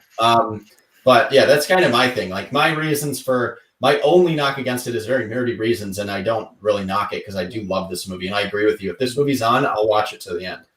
Yeah. No matter what scene it's at. I think it's fantastic. But that's really all I have to kind of knock it down for. I think it takes what could have been a very unique story and falls into movie tropes, which I don't think a movie like Warrior really does. I think Warrior does a good job of staying away from some of the sport movie tropes. And I think Moneyball kind of falls into that too much to be like as high. I don't think it's a very groundbreaking film. I just think it's very enjoyable from start to finish. So that's why it's not as high. But I understand it. I mean, if you go by strictly rewatchability and saying that's number 3, like, yeah, that's one of the most rewatchable movies I've ever seen. Like, you can watch that movie. Brad Pitt's awesome in it. It's not like this groundbreaking Oscar performance, but he's just it's like it's hard to be more enjoyable to watch than Brad Pitt in that movie. He's so charismatic. I mean, it's like you just watch him the whole time. Yeah, like that. Like I just have to say, like same with Johnny. It's just it's endlessly rewatchable, which is why it would make anyone's list. So I understand that for sure. Yeah, I might have to rewatch it now that you guys are talking so much about it. I've only seen it once, but you guys are talking so much about the rewatchability that I feel like I've got to give it a second shot. Also, I love the Spike Jonze cameo in it. Yeah. Just like random. Yeah, very random cameo, but he does that. He's done that in some movies. He just people like Spike Jonze. He gets along with everyone in Hollywood and just appears in things. I think that's all we need to say on Moneyball. Great movie. We'll get into a discussion here because I'm very interested to hear, especially what Tristan has to say on my number 3. My number 3 movie is the greatest action movie ever made, in my opinion. And my opinion is always right. I just watched Thank You for Smoking with Angelica last night, and I relate way too much with Nick Naylor in that movie. Yeah, everything he says, I'm like, that was in the mid 2000s, so that didn't qualify. But that would be like a top 10. Why wasn't that on my list? But yeah. The Raid 2 is my number 3. I think this movie is phenomenal. I love every single thing about this movie. I love every action scene. I love that the first Raid, like I mentioned in the first episode, has kind of just enough plot to tell the story it wants to tell, and it's just them in in basically an apartment building fighting up top. And what I relate this to is this. When you have a successful first movie, when you have a very low budget and you kind of can't do a lot, the next movie, when you can do anything you want, will fall flat or be awesome. The Purge is the example of, we didn't have the budget to make the movie we wanted, so we did a home invasion movie. We kept it very small. The second movie, this is the one we kind of got to, have a wider budget and do what we want, and it sucked. The Raid 2 for me is the opposite, where the first one they couldn't do what they want completely with it, so they made a small budget action movie, and the second one they had more of a budget to work with. They could draw out the plot, draw out the characters better, have some more fight scenes in different environments. I love the prison fight scene in the mud. I think is one of the best fight scenes ever. All of the fights, like in the warehouses and stuff. I love the car chase in this movie. I'm not a huge fan of car chases in movies. I don't really give a shit about car chases like in Fast and Furious. But when there's dudes flying in and out of different cars and having hand-to-hand combat at the same time, like, that is really cool. It's a lot of people doing their own stunts. It all looks great. I'm a huge fan of James Bond, so I love like the Jaws and Odd Job type henchmen that have like the weird ticks or weird weapons that they use. So I love the hammer girl and the baseball bat guy, and both of their fight scenes are good. This movie has a lot of good deaths, and it has a good undercover plot. And like we said, like with the con man thing Joe mentioned, I love a good movie about undercover plots. I think this basically has a similar plot line of The Departed, at least one aspect of it, but does everything else more entertaining. So I just find this one endlessly rewatchable. And I'll throw it on anytime I want because I love it to pieces. So that being said, I know at least Tristan has something to say on this because he just recently watched it the other night. So what did you think of the Raid 2, Tristan? I mentioned a little bit before that action movies are not typically my thing. I can appreciate the craft of making a good action scene. I can appreciate, especially in this, in something like John Wick, everything is kind of in camera. You can tell they're at least trying to be more practical with what they're doing. So I can appreciate the craft work that goes on here, and there's definitely some standout scenes. You mentioned a lot of the good scenes. I think the kitchen fight is really good too. I think there's some standout action moments, but in my mind, I guess it's just action movies are not really for me. I guess for me, there's a quality cap on what an action movie can be, and a movie like this, and a movie like Mad Max Fury Road, a movie like John Wick, they get to that quality cap. Like they're as good as I can see an action movie being. But for me, they don't pass into like the realm where I'm emotionally invested in what's happening. I'm just invested in the craft of them making these scenes more so than any of the emotional stakes, any of the themes, any of the characters. I'm just here to watch them shoot cool action. And if you're going into a movie wanting to see that, I can't argue against the Raid 2. I think it ups the ante of the first one really well. I think it's similar to like Evil Dead and then Evil Dead 2, where they do like a similar idea to the first one, but they up the ante to such a ridiculously big level. This is Sam Raimi's exactly what he wants to do now that he has a big budget. And I felt the same about the Raid 2. Like the Raid was almost like this. I feel like I could watch the Raid on YouTube if there were like really good stunt guys who decided to make a good YouTube video to like show off how good they are at stunts. That's kind of like what the Raid is to me. And then the Raid 2 is like now they get to make a real movie. And it was good. I enjoyed watching it. But for me, it's not something that resonated with me. It's not something I think I need to go back and watch again. It's something that I appreciated the experience of watching, but not something that'll stick with me outside of the experience. It's understandable. I think about it is, like you talked about films that should be taught in film class.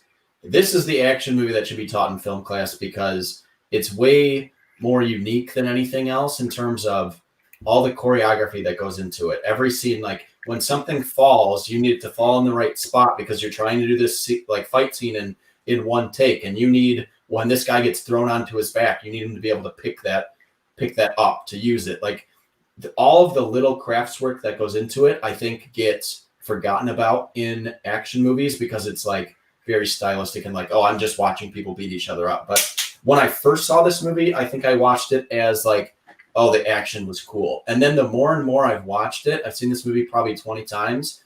every time I go back and watch it, I pick up more of the story. I pick up more of the character work. I pick up more of the performances. I think Iko Uwais really, really showed that he isn't just an action star. As Rama, he can actually pull off like some dramatic acting, which he didn't really get an opportunity to do in the first one. And I just think everything about it, like they just nail from start to finish. I'm not a huge action movie guy, but if an action movie is done well, then I really love it. The only negative I have against the Raid 2 is it's almost ruined action movies for me, because when I watch it, it's so good that when I watch John Wick, I'm like, oh, they slowed him down. That guy's punching right into his hands. Where if I hadn't seen the Raid movies, I probably wouldn't even notice those things, and I'd like those movies more. But because of the Raid 2, like, and the first Raid, like, because the choreography is so good, anytime I'm watching hand-to-hand combat in films, I pick up on things that I'm like, they could have done this better, or they clearly were setting this up. Like, I just think it feels so, obviously it's unrealistic, I think, to have like the fight scenes that they're having, but it feels very real in the movie that it sets up. And I'm a huge fan of like my action movies that I really love are like Enter the Dragon and old Kung Fu films rather than big explosions and Michael Bay type movies. So I like that this is like the modern day version of that. This is the best version we'll ever get of like a Kung Fu movie. So I'm a sucker for that. So I really, really appreciate that. I know Bobby and Joe, I know both of you have seen this. Yeah, I really like it. It's hard because I've seen both Raid movies and I usually watch them like relatively close to each other. So it's always hard to differentiate between what's like Raid 1 and what's Raid 2. But yeah, I mean, in both of them, the action scenes are really good. I mean, it's hard to beat the action, like the fight scenes in Raid 1 and Raid 2. So yeah, I agree. I mean, they're just amazing choreography and stunt work, and like I love watching them. I think, yeah, it just didn't quite make it into like a top 20 for me. But I haven't watched them nearly as much as you have. I told you to watch these back in the day. Yeah. And then you created a monster. Yeah, and I created a monster, I think. So you did. Yeah. Well, my thing about it is you can have good fight scenes and stuff in movies, but when it comes down to the direction, it makes a big difference when you have a good director. And I think Gareth Evans is a superstar. And I think anything he does going forward, I'm gonna line up to see. Like, and even like you can tell the difference comparing this to When the Night Comes for Us, I believe it's called, on Netflix. Yeah. It has Iko Uwais. It's an Indonesian film. It's a different director. The fight scenes are still cool, but the movie itself, it feels like a watered down version of the Raid. And you can kind of, when you watch a lot of movies that are similar, you kind of appreciate it more. And the more and more I've seen movies like this, the higher the Raid 2 is for me.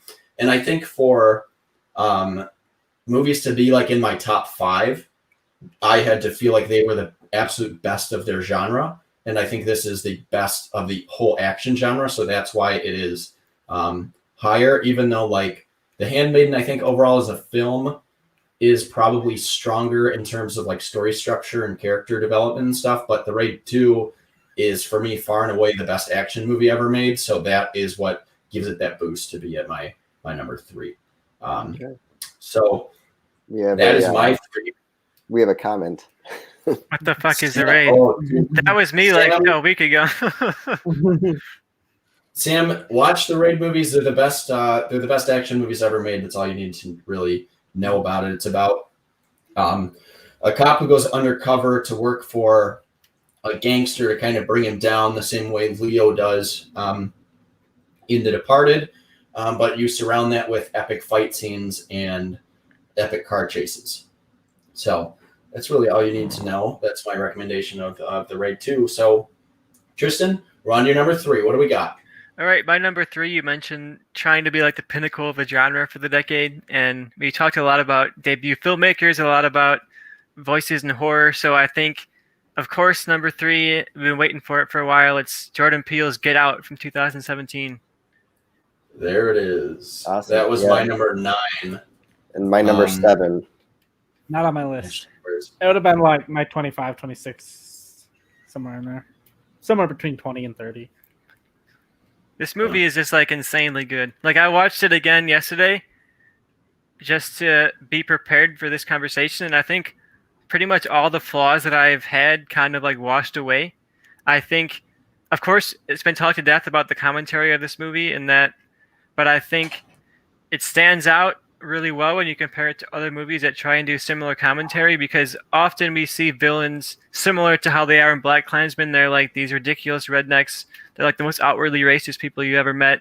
And of course, they're the bad guys. But, when you meet the engaged woman's father and her mother, they seem like normal people. Like they seem like otherwise good-hearted people who might have some prejudice in them but aren't outwardly racist. They're people that probably would have voted for Obama for a third term and probably voted for Joe Biden, and I think that this shows in a way that's pretty much, it's very ahead of its time. I know it's only a couple of years ago, but these last few years, you've seen so much change, especially in the last year, where you've seen a lot of awareness about going beyond that very limited understanding of racism and getting to like the person who's nice to you on the street, who's the dad of your girlfriend, who just seems like a normal white guy, could secretly be a racist, and you don't really know that unless you get deep into his heart and soul. And I think this movie captures that tension really well in a way that only a black voice probably could. And I think if you give this similar premise to a white guy and he tries to make it, it just doesn't come off as well.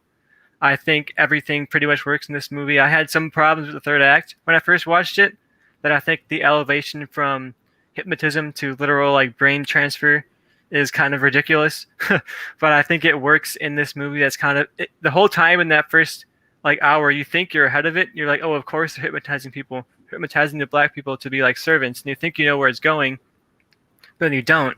You get to that last act and it gives you another little bit of a twist that you weren't quite seeing. So I think that gives you a great ride. Jordan Peele, we talked before about how debut directors are kind of defined by if they can keep that streak up, and he had Us, which was in my list. That was great.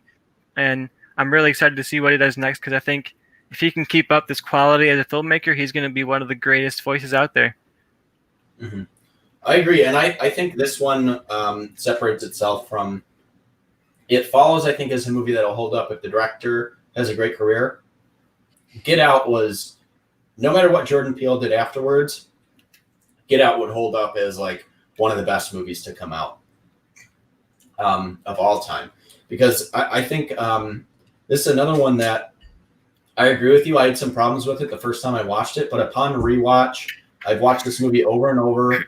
I've watched the director's commentary. I think every dynamic that you can watch this one becomes more and more exciting. You understand more of it. I like that it goes into, like you mentioned with Black Klansman, like these are obviously the most racist, like evil people.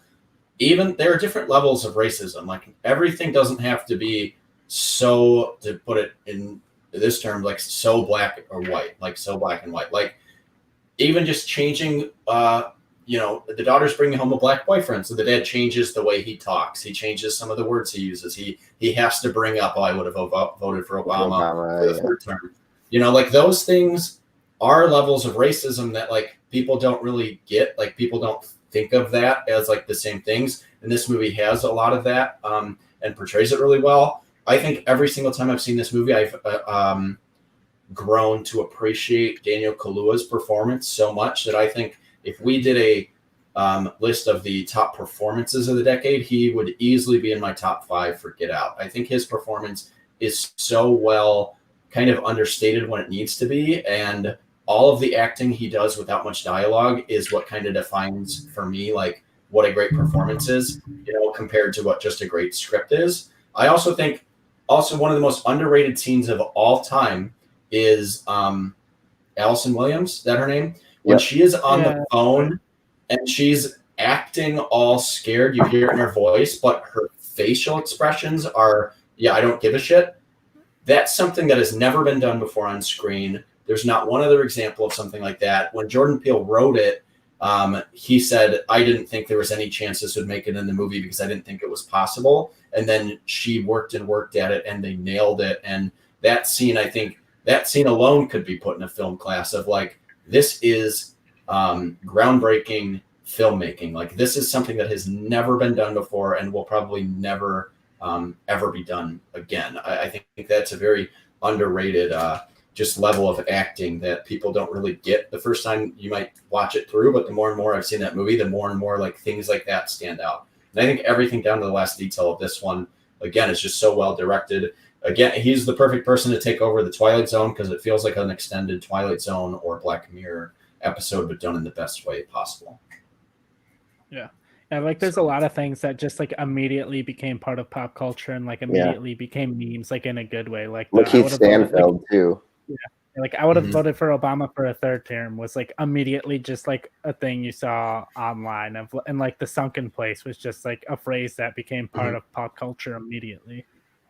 Yeah, that's just a thing now people refer to, like Wakanda Forever, like the sunken place. Yeah, it's just a thing people refer to and everyone knows. And even if you haven't seen the movie, you know exactly what they mean. It's iconic. It's become, it is. It's part of pop culture now, and I don't think that's going to go away.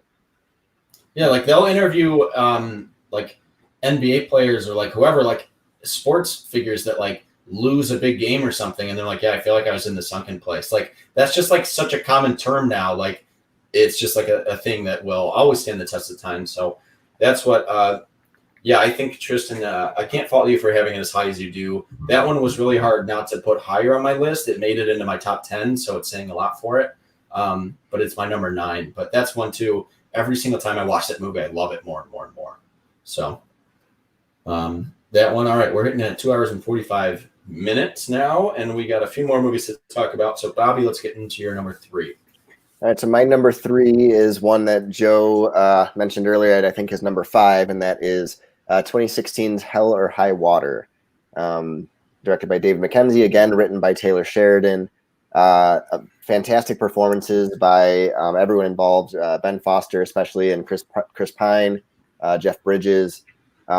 This movie just hits. I mean, I guess like Joe, like it is kind of a dad movie again. This one, and I do love those types of movies when they do it well. It also hits on the financial crisis, that the housing crash that I was really interested in, and we all we lived through it.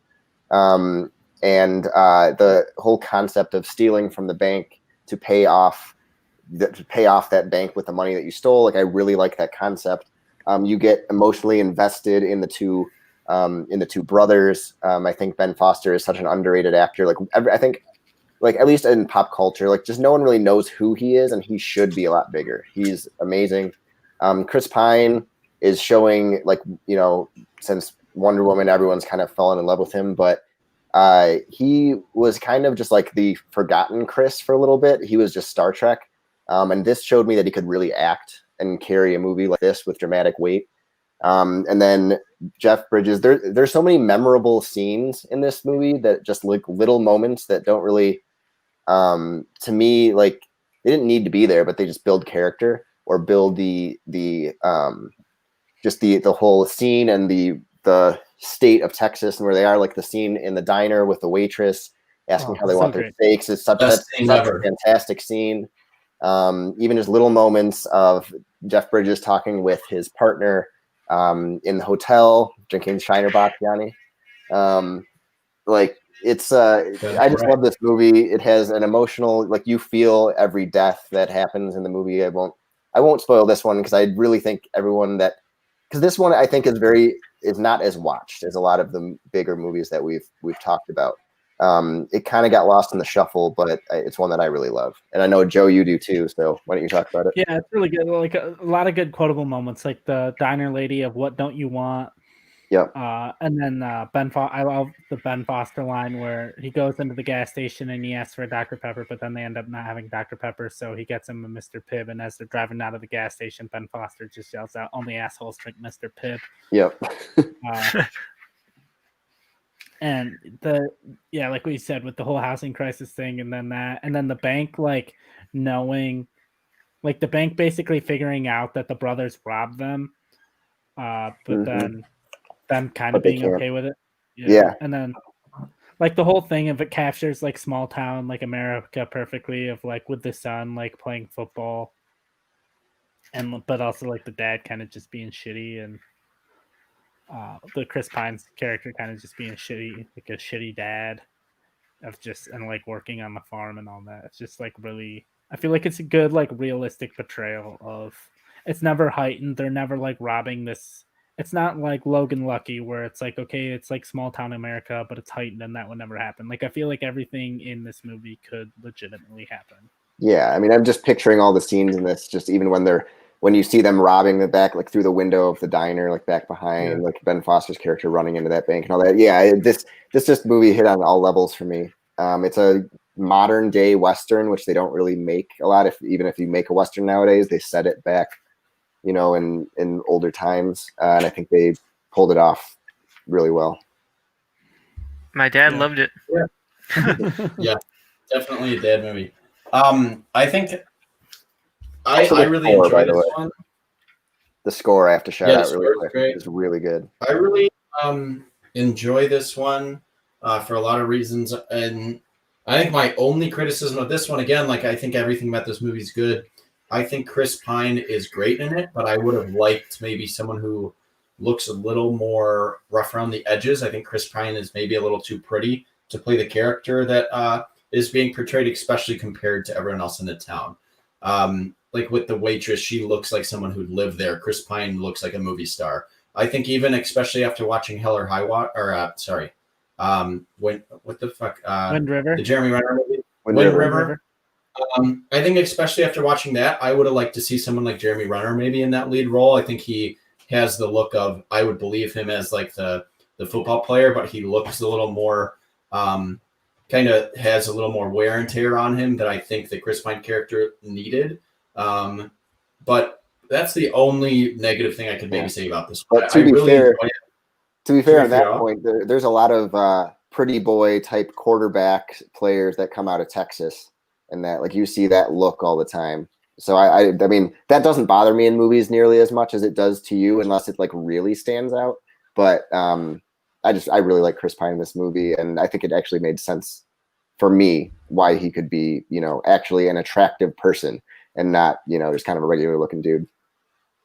Well, I think, yeah, I agree with like he maybe looks like he could have played college football in Texas, but again, I feel like the ones who are doing the things that he made are maybe the ones that aren't as fortunate with the looks. Like he seems like someone who could walk in with his charisma and get any job he wants just because he has that privilege. And I think that is something that is a maybe a problem in this country. But when you are charismatic and you look good, it's easier to get maybe jobs over other people. And I would have liked to see him maybe be a little look more Southern and be a little more believable for someone that can't walk into any job and charm the person into hiring him.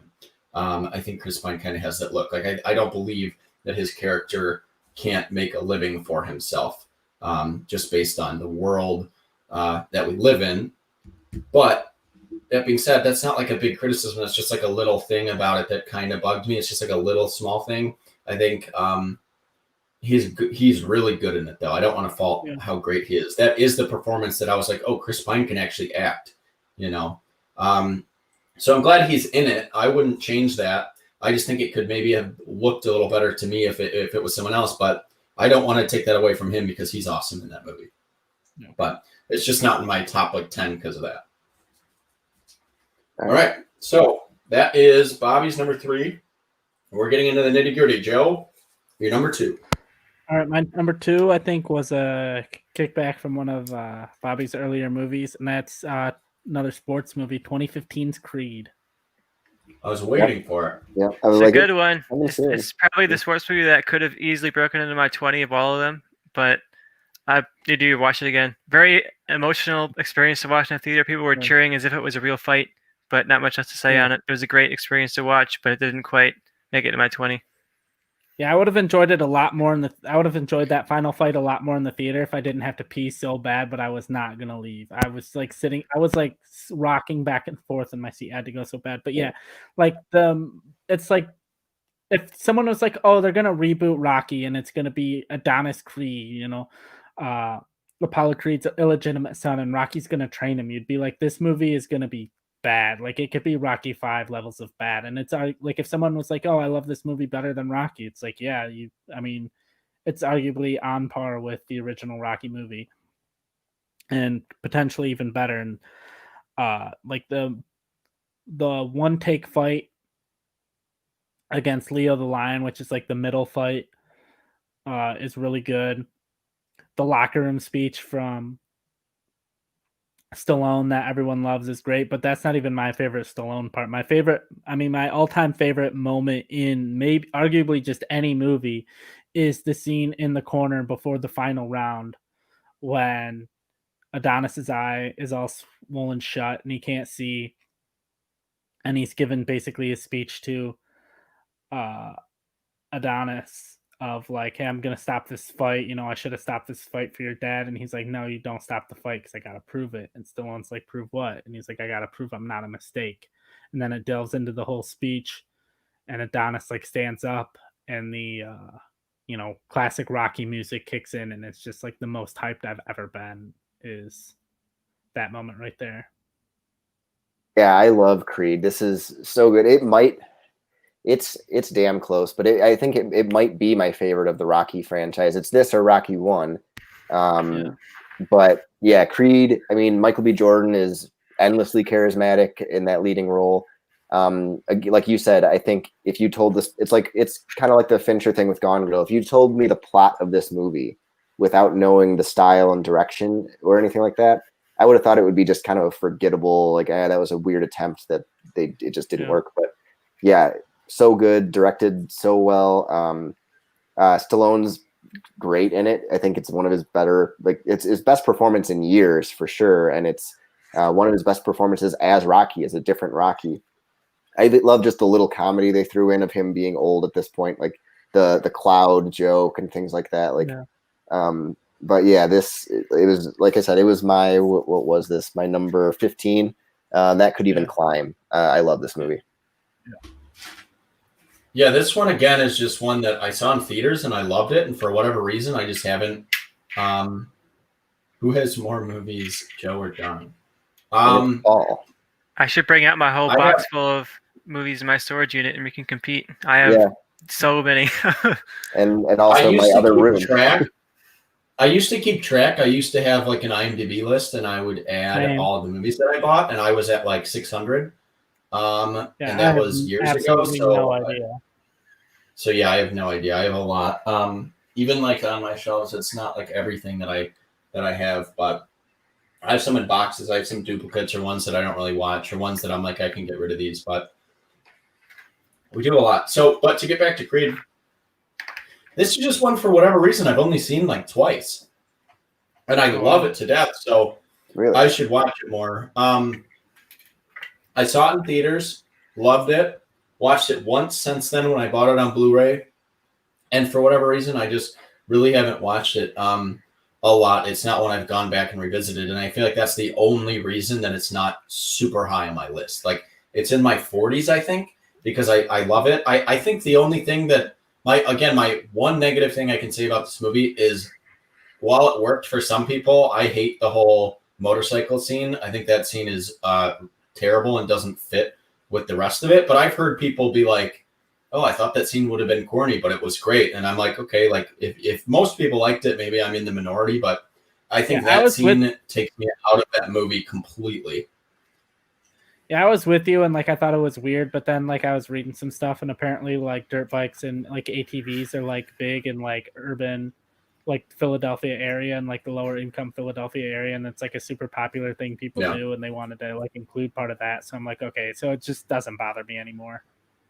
Like if that was like in Atlanta, I would be like, this makes no sense. But apparently, it's just like a super popular thing there. So I was just like, okay, it's definitely a thing, and like that's like, you know, I'm a big fan of all the Philadelphia teams. So like I follow a lot of people who have said things like that is similar. But I've also heard people from the area be like, yeah, but like I don't know what they were thinking making that scene as long as it is, or do what they did, because it was a little weird like that. But you know, like you have that. I just think that scene doesn't work as well as like the Rocky running up the stairs scene. Like, and that's what they were going for. And I would have liked them to kind of hit that a little better. But again, that's my one negative. And I thought about that a lot less the second time I watched it than the first time I watched it. And it's going to be something that I notice less and less the more I see it. The one take fight scene is the best boxing scene in any movie. That scene's awesome. So that's really all I got to say about it. But yeah, very enjoyable film. I'm excited for the third one. They said Michael B. Jordan's making his directorial debut doing the third one. So Yeah. That'll be very interesting. that. I think this is an interesting franchise for people to kind of launch off of because Ryan Coogler wasn't super on the radar, and he made this, and then suddenly like you couldn't get enough of him. Black Panther after this, and yeah, the only thing I One want other movie.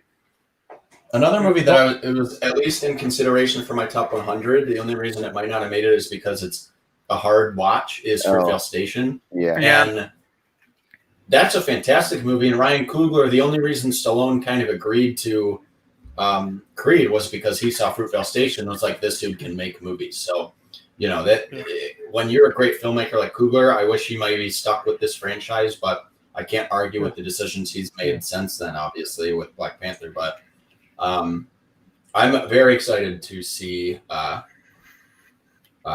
Michael B. Jordan make his directorial debut. I think this is the right franchise for him because he already knows the characters very well. And shout out to it's Zoe Kravitz in this. No, it's Tessa Thompson. Tessa Thompson. Tessa Thompson is awesome. So good. She's in so many great roles. She's great, like breakout actress of this decade. Yeah, I love her as Valkyrie in Ragnarok. Yeah, I mean she is good in that. Yeah, the only thing I hope for the third one is they go in like a new direction and it's not like Club Living Son or some shit like that. Yeah. All right, we gotta get moving. We gotta get moving. My number 2 is the best American film of the decade, and I have a feeling it's going to be a couple people's, or just one person's, maybe number 1 is Ex Machina. That is my number 1. That is my 2. All right. So that's Bobby's number 1. Yeah, I've seen this and my number 2. I've rewatched these the most out of any movie this decade by far. I put it on all the time. Yeah, I'll let you talk on it first since you brought it up. But yeah, I love Ex Machina. Yeah, again, with Ex Machina, I just love every single thing about this movie. I really like it. I like that it's like a lower budget sci-fi movie and everything works. It's some of the best special effects that have ever been put on screen. Oscar winning. With which it won Oscars for, rightfully so. And when you watch like all the behind the scenes, you're even more impressed by it. This is one I watched the director commentary. I watched all the behind the scenes things I can find on it. I love that they chose Alicia Vikander because she used to be a ballerina, and they really wanted to find someone who has like the elegant movements that she could make as the AI. And again, like Tristan was talking about with a couple of these movies, everything down to the last detail like that. Like we need to find someone who moves like the character I want. Like everything was thought out well. The performances are insanely good. Even like Sonoya Mizuno, who plays Kyoko, and she doesn't really have any speaking lines. She's great in it, just as the other AI character. Like with like no dialogue, again, she does it well. And like Tristan said, I'm a sucker for ambiguous endings, and this one has that. Like you don't know what happens now with her in the world. I love from start to finish, this movie just completely enthralled me in theaters, and I've watched it a lot since then. And it's just everything that Alex Garland does for the rest of time I'm gonna see. I love Ex Machina so much, and that was when I walked out of the theater, and I was like, that was a freaking masterpiece. Like it's my number 1 and number 2, and especially like I needed those to be ones immediately right after I watched. I knew it was a masterpiece. It wasn't one that I had to rewatch a couple of times to really understand it. So that's what I felt about Ex Machina, and I've only loved it more since watching it again. Yeah, I mean, Oscar Isaac is so good in that, in a very different role than I feel like a lot of people see him. Like you don't picture that for him. He's weird and he's a little awkward, but also charismatic. It's kind of weird that he like pulls that off. Domhnall Gleeson's really good. I thought he was a fine, like a good solid actor before, but he really leads this well. I mean, it's the story, it's the precision of the acting. Like you said, Alicia Vikander's physicality in the role is amazing. You have one of the best dancing scenes in a movie. The best. And then Joe and I did a list of like our top 10 favorite scenes of all time in movies. Mm-hmm. This was back in quarantine before we started the podcast and stuff. And one of mine in my top 10 was the dancing scene in Ex Machina. that scene, for whatever So reason, funny. I love it so much. Like I just could watch that scene over and over again on repeat, like for days. Like I think that scene is so good. Oscar Isaac really, really pulls you into the character that he plays even better than he does in Inside Llewyn Davis, which is another incredible performance. Yeah, and you don't know the entire time. Like you think you're following the, Alicia Vikander's character. You're on the side of her the whole time, but really she is manipulating and trying to get out of there. And you don't. And they pull that off really well. All those interview, the testing scenes are enthralling. I love it. I'm gonna watch everything that Alex Garland does going forward. Watch Devs, Annihilation's great. Like I can't wait to see his career take off even more. I'm very excited to see what he does next. I had Annihilation on my list. I think it's just a bit of a more, for me, movie than Ex Machina. I think it's more ambitious in what it's trying to do and say in the way that it says it. I really, really like Ex Machina. When we came up with this idea for the top 20 of 2010, I thought, oh, of course, this is going to be in my like top 5 maybe. And the more I watch other movies, the more I rewatch stuff, it just slowly got lower and lower. And I can't fault people for loving this because there's so much I love about this. You guys have mentioned the performances. You guys have mentioned the themes, the ambiguous ending, the kind of zany tone where you have this crazy dance scene in the middle of this movie that's like awesome. I love when a movie can just pull something out of its ass and it's like a really weird moment that somehow works in this totally different movie. So I'll give it props for that. And I think we've talked on and on about debut films this decade, and I think this is probably like the shining example of a director who showed what he was capable of in this first movie and is hopefully launching a big career out of that. Between Devs and between Annihilation, he's really found like a niche in this kind of sci-fi genre. So I'm super excited to see what he does next. For me, what knocked it down just a little bit was that I don't think its themes are quite that unique. I think it talks about AI in a way that AI has been talked about a lot already. Like, is it too dangerous to have? Is it going to destroy humans? Is it going to overthrow its makers? And that kind of a thing. I love that it talks about that, but I just don't think it quite went as ambiguous, as deep as I wanted it to go. That would have broken it into the 20 for me. But I can't argue against it. It's still a great movie to watch. What I love about the AI themes in this one is usually when movies have those themes, it's okay, the AI are going to take over. Like, we can't have AI become too powerful because they'll take over. They'll become more powerful than us. What I thought this one did well was really get into, okay, but if we get AI perfect, will they have emotions? Will they have emotional connection to things? Will they, will they want to get out and see the world? Will they have the like dreams? Like, that's what this one does better than anything else. I think for me, Her captures that theme a lot better. Like, you see the AI is like a human almost. Like, they have their personality, they have the desires, they have their dreams, and you're supposed to question like how much of that is programming versus reality. And I don't think that this movie quite gets to those questions. It kind of dips its toe in them, but it doesn't really use them as much as I think Annihilation uses a lot of its sci-fi to portray really complex themes. And I just think this doesn't quite go as deep as I would have wanted it to go. And I think just because of the smaller scope of this one, it was a very, it was a low budget sci-fi movie that they obviously focus a lot of the budget just on special effects.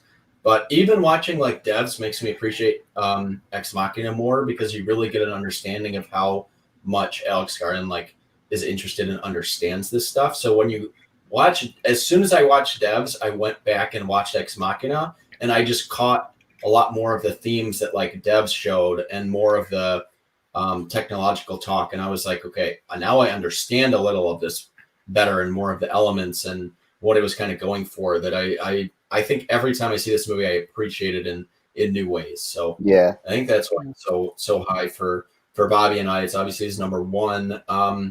But we are at 3 hours and 8 minutes, so we got to get moving.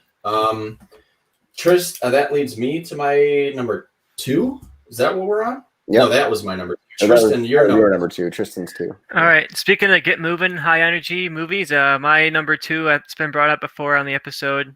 Damien Chazelle's Whiplash from 2014. I Love it. think this is Oh, yeah. incredibly high energy. It's so much fun to watch, but it also has like that dangerous theme of how far do you go too far when you're creating art? Like how, if you give up everything you have in life to be the best artist possible, like is it even worth it? Because who is he sharing the success with if he's just successful alone? I think it asks questions without fully answering them. I think the conversation he has with J.K. Simmons towards the end of the movie, where he has that iconic line of nothing is more dangerous in English language and saying good job or something along that. And I think a weaker movie would tell us if he's right or wrong on that statement. But this movie shows us that, sure, you can be the best artist possible if you give up everything else you have. But is that worth it or is it not worth it? And that's a personal choice that you have to make. And I think this movie portrays that choice really well. I think the characters are very interesting. The music is incredible. Obviously, he learned how to play the drums just for this movie. So a lot of what you're seeing him do is realistic drum playing. Mhm. I think this is very intimate. It's very high energy. It's the finale of this movie is like something out of like Endgame. It's like Yes. it's like an actual like this could have been an action finale. It's so good. It's like these two dueling minds facing off in this finale. It's just incredible. I wanted to stand up and cheer. I watched this in the theater. It was just me and my dad. We snuck into it without paying for the ticket, but Wow. it was awesome. And Alan, I'm so glad that I saw it. The indie movies. For an indie movie too. Wow. We watched Nightcrawler, and then we were walking out of Nightcrawler, and we were like, "Hey, Whiplash is starting. I've heard that's pretty good." And we walked in and saw Whiplash right after Nightcrawler. It was a pretty Wow. draining night. Yeah, that's some tension there. But this movie. What? Huh? You go. I was just gonna say that. Yeah, this movie is so good. I was before you were gonna. I was like, I need to bring up the finale of this movie. It's so satisfying. One of the most satisfying endings you're gonna get in a movie because you have this villainous portrayal basically by J.K. Simmons, and he's fantastic and pushes him and pushes him and pushes him, and he's trying to screw him over. And you just get that satisfying. No, I'm doing this. I'm doing what I want, and you're gonna go with it. And yeah, it's the ending's so good. The music, the score, the drumming as the score for a lot of it. It's definitely my favorite performance of Miles Teller. He's so good, and you know, because J.K. Simmons won the Oscar, but he doesn't get that Oscar if he doesn't have someone great to play off of in that movie. And I think Miles Teller did that really well to lead it. Yeah, this was my number 9. I think it was on everyone else's or just one other person's list. Joe's. It's not on Joe's list, but it was my number 6. The only reason this didn't make it into my top 5, where I went with Burning over this, I was really deciding between the two. I think Burning's runtime gives it a little more breathing room to tell the story it wants to tell. Whiplash isn't even 2 hours. It's like 107 minutes. I think that is the only thing that kind of I mean, I love it. It's my 6th favorite film of the decade. But I think if you gave this film another 20 minutes to work with and expand on Miles Teller in the band and in the class, I would have liked to see more of that. I think the only thing I like, again, like I love this movie from start to finish, but it gets from point A to point B a little too quickly. And I would have liked a little more development in between that. And that's something I've noticed more upon rewatch than when I first saw it. Yeah, Whereas, like, I would say Joe, if they you did go. add Because it, you're the would only add- one that didn't make it. Yeah, because like to me, like part of it, like I like it, but for me, the only reason I enjoyed is more like J.K. Simmons' performance. Like, there's obviously good aspects to it too, and I was gonna say if they did what you were saying of like add more of those aspects to it and add more of a runtime, I think that might have been the difference of being not on my list to being on my list. Because I did feel like the end was like not like the third act, but getting like, and I felt like the car wreck was kind of like took me out of it to a degree. Like it just felt like out of place, and I don't know if they necessarily like I don't know if it was the way it was shot or what, but it always just felt weird to me. But Yeah, then I think with it, like last time I watched it, I really noticed this because otherwise this probably maybe would have made like my top 3. But last time I watched it, it gets to the car crash scene, and I'm like, holy crap, we're already here. Like there wasn't enough time before that. I would have liked 20 more minutes before the car crash scene to kind of develop the dynamics of the like the class and the him being kind of on top. I think it does. There's never like a really moment in the film where he feels on top until the end. Like I would have liked him to kind of establish himself in the role as like the first seat, kind of maybe they do a show and it goes well, but he's still going through this stuff. He kind of feels on top, and then the car crash stuff happens. I would have liked a little more of that to make this one really, really, really stand out as a top 5. But I mean, it's literally my number 6. So like, I love it. But again, all right, we got to kind of move along. Bobby's number 1 was Ex Machina. So your last film on your list is your number 2. What do you got? I think I've actually rewatched this movie more than Ex Machina, but it's definitely not a number 1. This might be a more of a personal one of how much I enjoy it. But my number 2 is The Nice Guys. Shane Black's The Nice Guys. Yeah, that was an honorable mention for me. That's very high. Yeah, right. But this movie, the more I watch it, the better it gets, and I loved it the first time. But the humor in this movie is so smart and repetitive. Like they have so many beats in this movie that you'll miss the first time around, and it'll become like a laugh out loud moment early, just because you've noticed it the second time through. I think that Russell Crowe and Ryan Gosling are a really weird pairing that work really well, and Ryan Gosling is definitely the standout between them, but their chemistry is great. And Gori Rice is the standout overall, I think, of the movie. She's the daughter. She's amazing, and I want to see her do more. She has a smaller role in the Spider-Man movies now, but this is more rewatchability for me. It's kind of like Moneyball for Joe, where I can put this on at any time. I've recommended this to a ton of people when I saw it, and so like Jen and her sister Kristen and some of their friends, like I had them all watch it, and they thought it was really good too. I think it's too bad because this could have been a really fun franchise if it made money, but they somehow, for some reason, released this the week right after Captain America: Civil War, and it got completely lost. They tried to pitch it as this buddy cop summer movie, and if they had pushed it to like September or like August, I think it would have hit a lot better, and maybe had a fun franchise going of an old school buddy cop movie. But this one is definitely more personal for me. As far as like, I knew no one else was going to have this high, but I can watch this anytime. It's just, really love this movie. Yeah, I mean, I really like it too. You could definitely tell Shane Black put like a lot of thought into every single moment of this movie, and it makes sense because I think it started out as a pilot for a show that never got picked up, so he just expanded it into a movie. Yeah, and they were going to try to make a show out of it afterwards now because they're trying to salvage it because people did like it so much. It just made so much, like no money. Yeah, I enjoy this one a lot. It's very enjoyable. Right on my list, I think this one is like, it might be in the 40s or 50s, but it's one spot behind, I think, Sicario, which we mentioned earlier. But I really love it. It's very rewatchable. I don't think as a film it's like mind-blowing enough to like put it as like a top 5 because I didn't walk out thinking that was a total masterpiece. But it's more rewatchable than like Burning per se, like which is my number 5. If I'm gonna put on a movie right now to just enjoy, it'll be The Nice Guys for sure. I think it's very funny, but I think again, if I can point to another filmmaker's film as something I enjoy more, which I can with Shane Black, I think Kiss Kiss Bang Bang is a stronger version of The Nice Guys.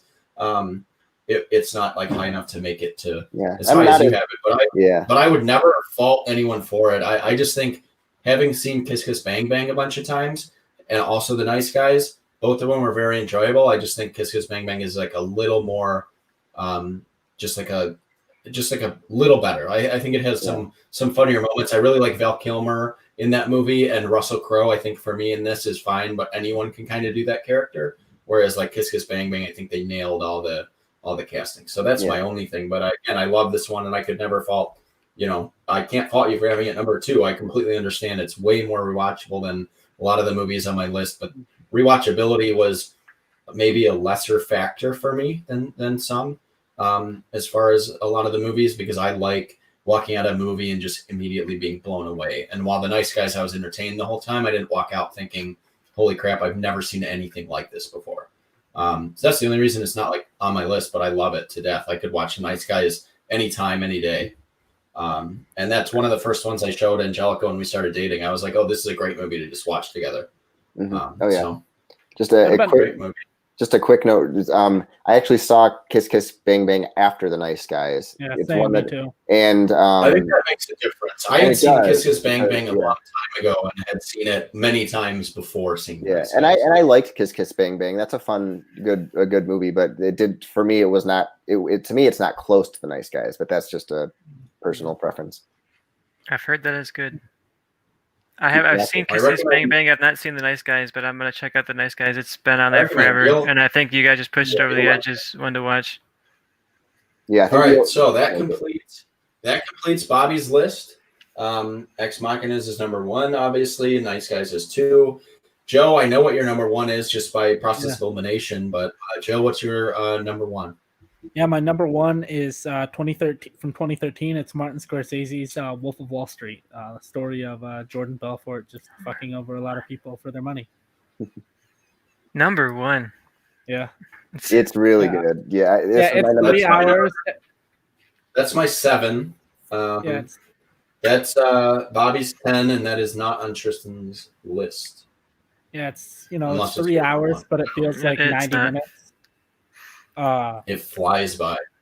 Yeah, it just goes by. Great debut performance by Margot Robbie. Like, she had been in some other like TV shows, and like she was in an Australian soap opera, but like this is like the first time like anyone really knew who she was. I think it's one of Leonardo DiCaprio's better performances, and like for my, I think basically everyone kind of knows what this movie is. They've seen the trailer, and I think, and if they haven't seen the movie, one of my main things I've thought about for a while is I kind of think your favorite Scorsese movie kind of determine. I mean, there's outliers too, and there's like, but for like the average person, if you were in high school and college in the early '90s, your favorite Scorsese movie is probably Goodfellas. If you're in high school and college in the early 2000s, it's probably Departed, and if you were in high school and college in like the early 2010s, it's probably Wolf of Wall Street. And, Yeah, I we're mean, getting closer to 2020, so it'll be Or- interesting to see if or it's like that kind of it's- mob movie now, and what if. Or what it's that Raging might- Bull, which is his best Yeah. movie. Yeah, well, I said Raging there's Bull. outliers, and I was saying more for like the casual movie I agree. person. No, this was another one. As soon as while watching it, I was entertained the entire time. Right afterwards, I was like, holy shit, I love that movie. I've watched it a lot since. It's another one that anytime that's on, like, you can just watch that. Whatever scene it starts at, you can watch it and finish it. I think the best part of it is the comedy. I think it would have been maybe like closer to like my top 2 or 3 if it got a little more into the lives it ruined or Yeah. how heinous the crimes were. I don't think it really ever establishes that. It kind of I understand when people say that it kind of glorifies the actions that they're doing, but I think if you're watching this movie and you're a sane person, you understand how terrible these things are without those completely having to be spelled out for you. I just think a little more of Scorsese's dramatic aspects could have been put into this one, but I mean, it's my number 7. I love this movie. It's very entertaining, but I think the best thing it has going for it is the entertainment value. And I think the story itself, I would watch a whole nother movie made by another director that doesn't have any comedy in it that tells the same story and also be entertained by it, because it's a very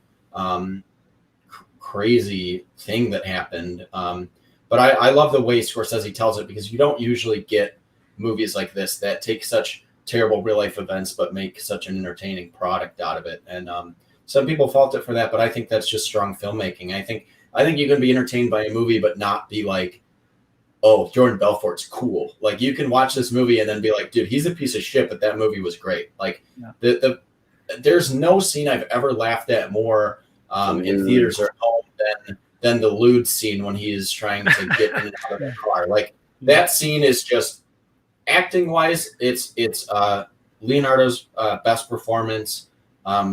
Maybe right like a inch higher than Django Unchained. And the beat. But oh. yeah, and What's and eating Gilbert Titanic. Grape? Yeah.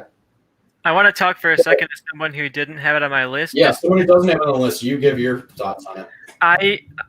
you brought up some of the criticisms, Johnny, that people have towards this, and I kind of fall in that camp. I think it's incredibly entertaining. It's like hilariously fun to watch. That luge scene is like one of the hardest times I've ever laughed at a movie in my life. And there's just the debauchery that takes place in this movie is just so just viscerally entertaining. But I don't think it quite gets anywhere close to where it wants to get with the drama. I think when I watched this in theaters and he gave that speech, like, I'm not fucking going anywhere, like half my theater was clapping. And I was like, are you guys watching the same movie that I'm watching? Why are you cheering this on? And in my career field of videography, I've had either the pleasure or displeasure of interacting with a lot of extremely rich people who made a lot of money in housing crisis related things and that kind of stuff. And I've met people who are like Jordan Belfort in real life. And just from that experience, I think that so many people got the wrong idea from what this movie is. I know people who are like inspired to be Jordan Belfort after watching this movie, like people who watch Mad Men and they're like, Don Draper is the coolest guy. And I think this movie just goes over the line between making him look cool and making his behavior look dangerous, because they don't, like you said, they don't even try to address the real consequences of his actions. It's just, you're supposed to know that, and I don't think people know that going in. Yeah, I agree. I think this one, like going back to a film we mentioned, was Thank You for Smoking. I think Wolf of Wall Street is maybe a stronger film overall, but I think Thank You for Smoking does a better job humanizing a character doing terrible things. Like I think Nick Naylor, they show like, oh, like aren't I, like he's the narrator of the film. It's his story. He's talking about how cool he is and how every girl he can get, but you have more of like a fall. You have his scene with the Senate of him having to say, you know, if my son turns 18, he wants a cigarette, I'll buy him his first pack. But you can see the pain that kind of has in his eyes. You don't ever get those humanizing moments in Jordan Belfort in this movie, but I think it works for the story that it's telling very well. And I think as far as an audience goes, if you see it for what it is, like, you know how terrible these things are, you understand that. But I do think if you're not like the brightest person, you're like, dude, Jordan Belfort was cool. Like, and that's like a little problematic, I'm sure, but like I enjoyed it. And I feel like more intelligible film watchers understand what this movie was kind of doing and can kind of get past that in a way. But you know, it's my number 7. It didn't make my top 5 because of some of those reasons, but it's one of the most entertaining movies I've ever seen from start to finish. It's 3 hours and I'm entertained throughout. It feels like it's an hour movie. Like I feel like I could watch a movie twice as long that's, you know, telling the same story. So, and we all know that Scorsese's best movie is After Hours, so you guys should watch After Hours. It's definitely my favorite of Scorsese's movies. I don't even know what that is, honestly. I've seen most of his films, but I don't know what the fuck After Hours is. All right, so the number 1 film, Tristan and I, this actually worked out perfectly because Tristan and I think have the same number 1. So on the count of 3, Tristan, 1, 2, 3. Parasite. Of course, Parasite. Yeah, and it wasn't even close for me. Like, there was nothing that even I thought could take the spot compared to Parasite. Like, I love Whiplash, I love Get Out, I love 8th Grade, but like Parasite just exists on like an entirely different level. Same, I agree. I think Parasite is such a masterpiece. I think in every single way that you can make films, like any way you look at it, Parasite's great. I think that encapsulates it because that's maybe the only movie that all of us have in our top 10s. Looking at it, yeah, that's the only movie all of us have in our top 20. It probably is. Yeah, it is. Joe has it at 7. Bobby has it at 5, and Tristan and I are smart, and we have it at number 1. But leaving the theater, just blown away. I couldn't believe what I just saw. Everything about my watching a film. This hits everything. It has black comedy. It has good drama. It has tension. It has a great twist that you don't see coming. It's nothing that you can guess. It's just, and going into this one too, not knowing anything about it, made this one so great. Like this one, I won't spoil for anyone because if you haven't seen Parasite, you need to see it. It is phenomenal. It's the best thriller ever made. I think Parasite in terms of, what'd you say? I think it's on Hulu. It is on Hulu. And Parasite, I don't know, just everything about it. Bong Joon-ho is the best working director in Hollywood today. I've seen almost his films except maybe his first, one of his first two, but everything he's done is great, and this is his masterpiece. And the whole time I was watching it, I was thoroughly entertained. When I left, I was like, holy crap, this is amazing. I've watched it so many times since because I just love everything about it. I love it to death. You have, not even to mention, it has a social aspect and social themes that will always hold up. It is when you have the super rich and the super poor, it's going to pit the super poor against each other. And while this movie does similar things to The Wolf of Wall Street by bringing comedy to maybe like hard things to watch, this one really kind of hits the dramatic elements more that I would have liked to see from Wolf of Wall Street. I liked the dynamic of, okay, it rains and these people's house is completely ruined, and it cuts to the next day and the rich lady is like, oh my God, I'm so thankful for the rain last night. Like the grass was dying. Like this movie has so much of that is so fantastic. The social elements are phenomenal. This one, I was listening to, if anyone's a fan of Anthony Jeselnik, his podcast with Greg Rosenthal is fantastic. And they were talking, and I was just re-listening to old episodes because I had nothing better to do the other day. And they both had this as their best movie of 2019. And they both said, like, yeah, this is probably the best movie of the decade. Like this one, walking out of it, I was like blown away. And this is the only one the Oscars got right all decade of the best movie of the year. So yeah, for me, this was out of this whole list, this is the only one I can say is like a perfect movie in my mind. Like there's literally nothing about this movie that I don't like. Every scene I think is crafted so well. I think every shot is really well. Every character is developed in such an interesting way. And I think it develops its themes, its social commentary without putting like blazing, flashing lights saying this is what we're talking about. Isn't poverty bad? Isn't wealth inequality bad? Like you can theoretically watch this movie and just think like, oh wow, that was a good like home break-in thriller movie and not necessarily dive into the thematic elements. And I think that makes it appeal to a lot of people. I think a lot of people are turned off when they see something like Black Klansman and they're like, oh, this is just going to be about how terrible America is right now or about how divided we all are.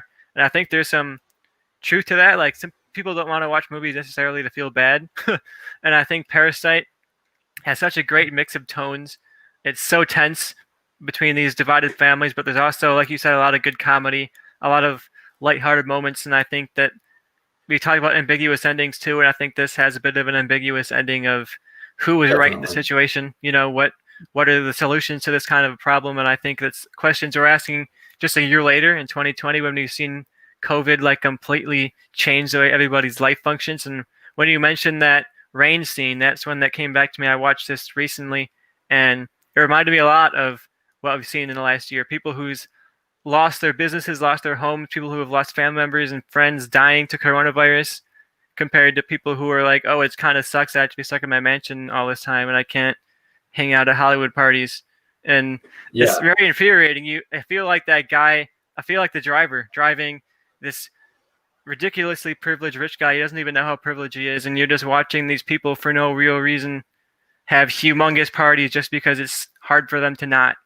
And I think this movie captures that tension beautifully. And we talked too about how we rank movies, and some people talked about rewatchability. I think Johnny really got into like how well does this do what it tries to do, and like how well does this define the genre that it's made in. And for me, I tried to think like how well does this push forward the medium, or how well does this push forward the genre? How well does this do something that we haven't quite seen before?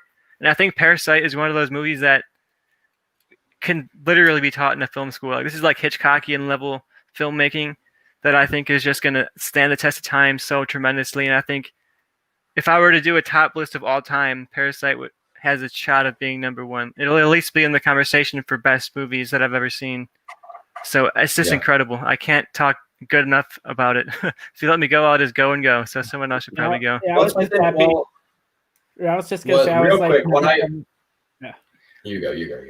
I was just gonna say I've never been happier to see like a Best Picture winner win Best Picture, because I'm like, my whole thing for Best Picture should be like, what movie are they going to teach in film school like 25 years from now?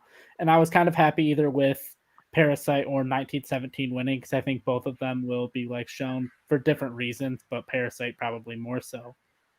And I was just excited because there's so many different things going on in that movie. The way it's shot, the performances, the themes, and like the connection to like cultural relevancy and all of that going on in that movie was just done so well that I feel like it's definitely going to be a movie that if you're like trying to be a director in Hollywood or just be some type of filmmaker or anything, like you need to see this movie. Yeah, and Yeah, for this me, one when this won Best Picture, I audibly I yelled so loud I woke Angelica up. She was asleep in bed, and I yelled so loud when this one cheering that she had to text me, and I was like all caps, like Parasite won. yeah, Especially like a year after Green Black Book won. Klansman lost to Green And it was Book. like, Yeah. wow, they've completely given up on anything nuanced and interesting. But then this was just so good. Yeah, this is one. Honestly, the more I watch it, it probably will climb even from 5.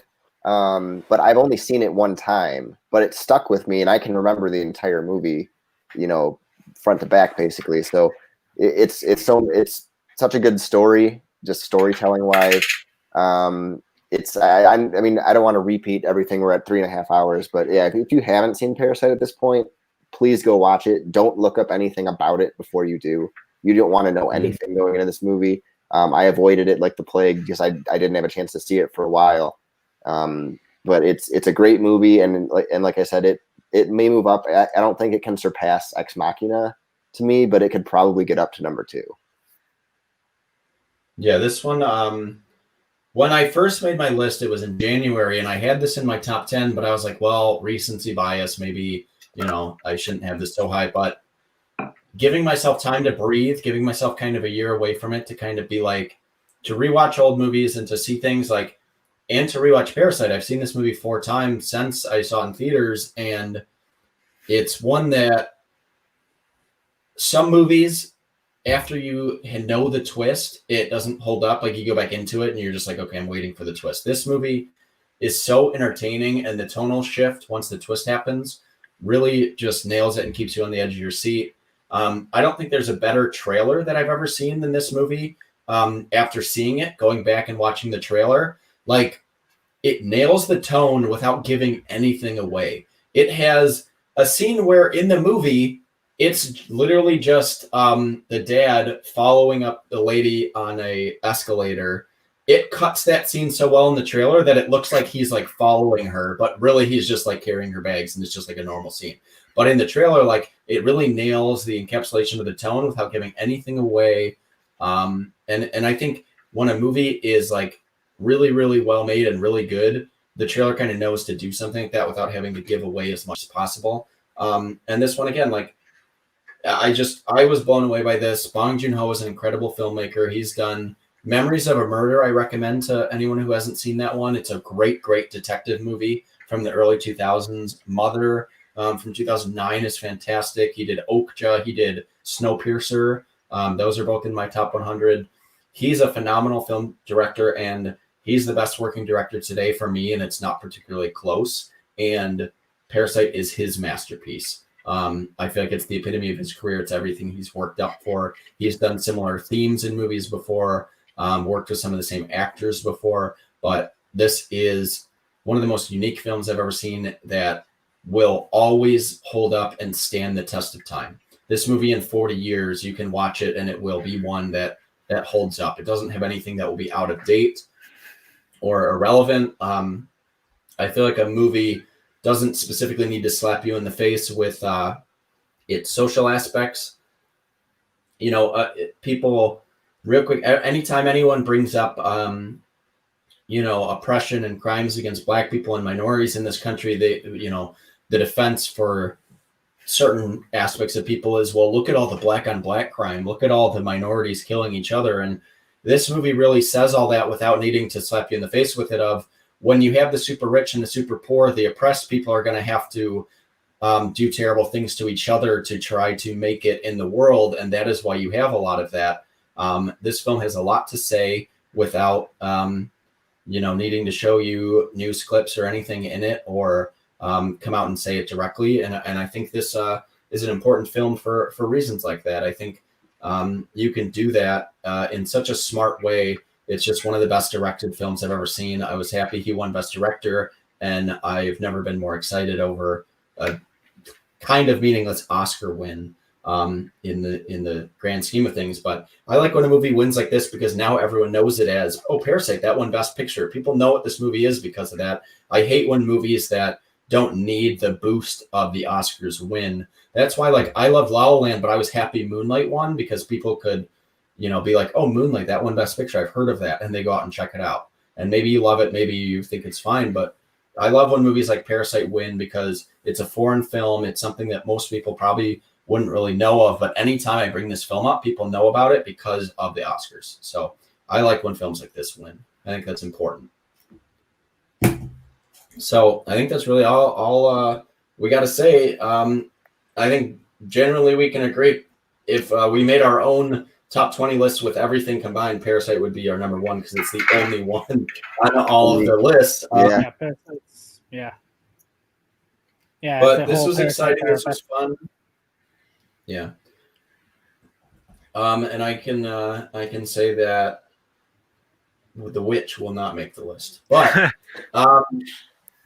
this was really fun, guys. We're almost at 4 hours. This is the longest episode we've done. So maybe if anyone does make it to the end of this, real quick, I'll plug my top 100 list is on Letterboxd at jdoop2393. You can also find me on Twitter, and I have my list pinned on there. Obviously, you know my 20 if you listen to this, but if you want to check out other movies on my list, check out my Twitter, check out my list. Yeah. I put a lot of work into it. Yeah, it's a great time to watch movies, so I'm glad we got this whole big list of movies to watch, and we got a really good idea of each person's individual tastes. We all had crossovers, but we all had very different pulls too, so I think it's interesting to see how different our opinions are, and also where the commonalities are. So I'd like to do this again, hopefully not go 4 hours, maybe do 10 instead of 20, but I think it would be really fun to revisit this kind of a list again. Yeah. Bobby, final thoughts? It's always fun to hear everyone else's taste in movies, especially, we're all movie buffs. I know Johnny's pretty well, and I know he's going to have a lot of movies I don't have, but to hear Tristan and Joe's and find out Joe and I have a lot of movies in common, that was pretty cool. And then Tristan definitely added some movies in there that I want to check out. So I thought it was a lot of fun, even though it took a long time. But yeah, everyone watch some of these movies if you've never seen them. I'd recommend pretty much everything on here. So yeah. Yeah, it's funny because at the beginning of the first episode, we all talked about like who are we going to have most in common with, and I think all of us chose Bobby. Yeah. And Bobby maybe chose Joe. I think. Yeah. Joe and Bobby definitely had the most commonality. I had the most commonality with Bobby compared to anyone else on this. And Tristan didn't really have any commonality with anyone. I had a few. Yeah, and I said mine would be most similar to Tristan. So Tristan and I had probably the most, like, as far as his went, because we both had Get Out, Whiplash, and Parasite on our list, but almost everything else was different. We both had Prisoners, so things like that. I think Tristan and I had a lot of commonality, and Joe and Bobby had a lot of commonality, but I think overall so did Bobby and I. So it was nice to kind of get the different range. We talked about a ton of movies. Like having 4 people do a top 20 when we discuss at least probably almost 70 movies. That means that we all had very different lists. We all had different tastes, and this was a lot of fun. So Joe, plug what you need to plug and wrap us up. I'm not really doing anything. This is basically all I do. So it's just promoting this. Same.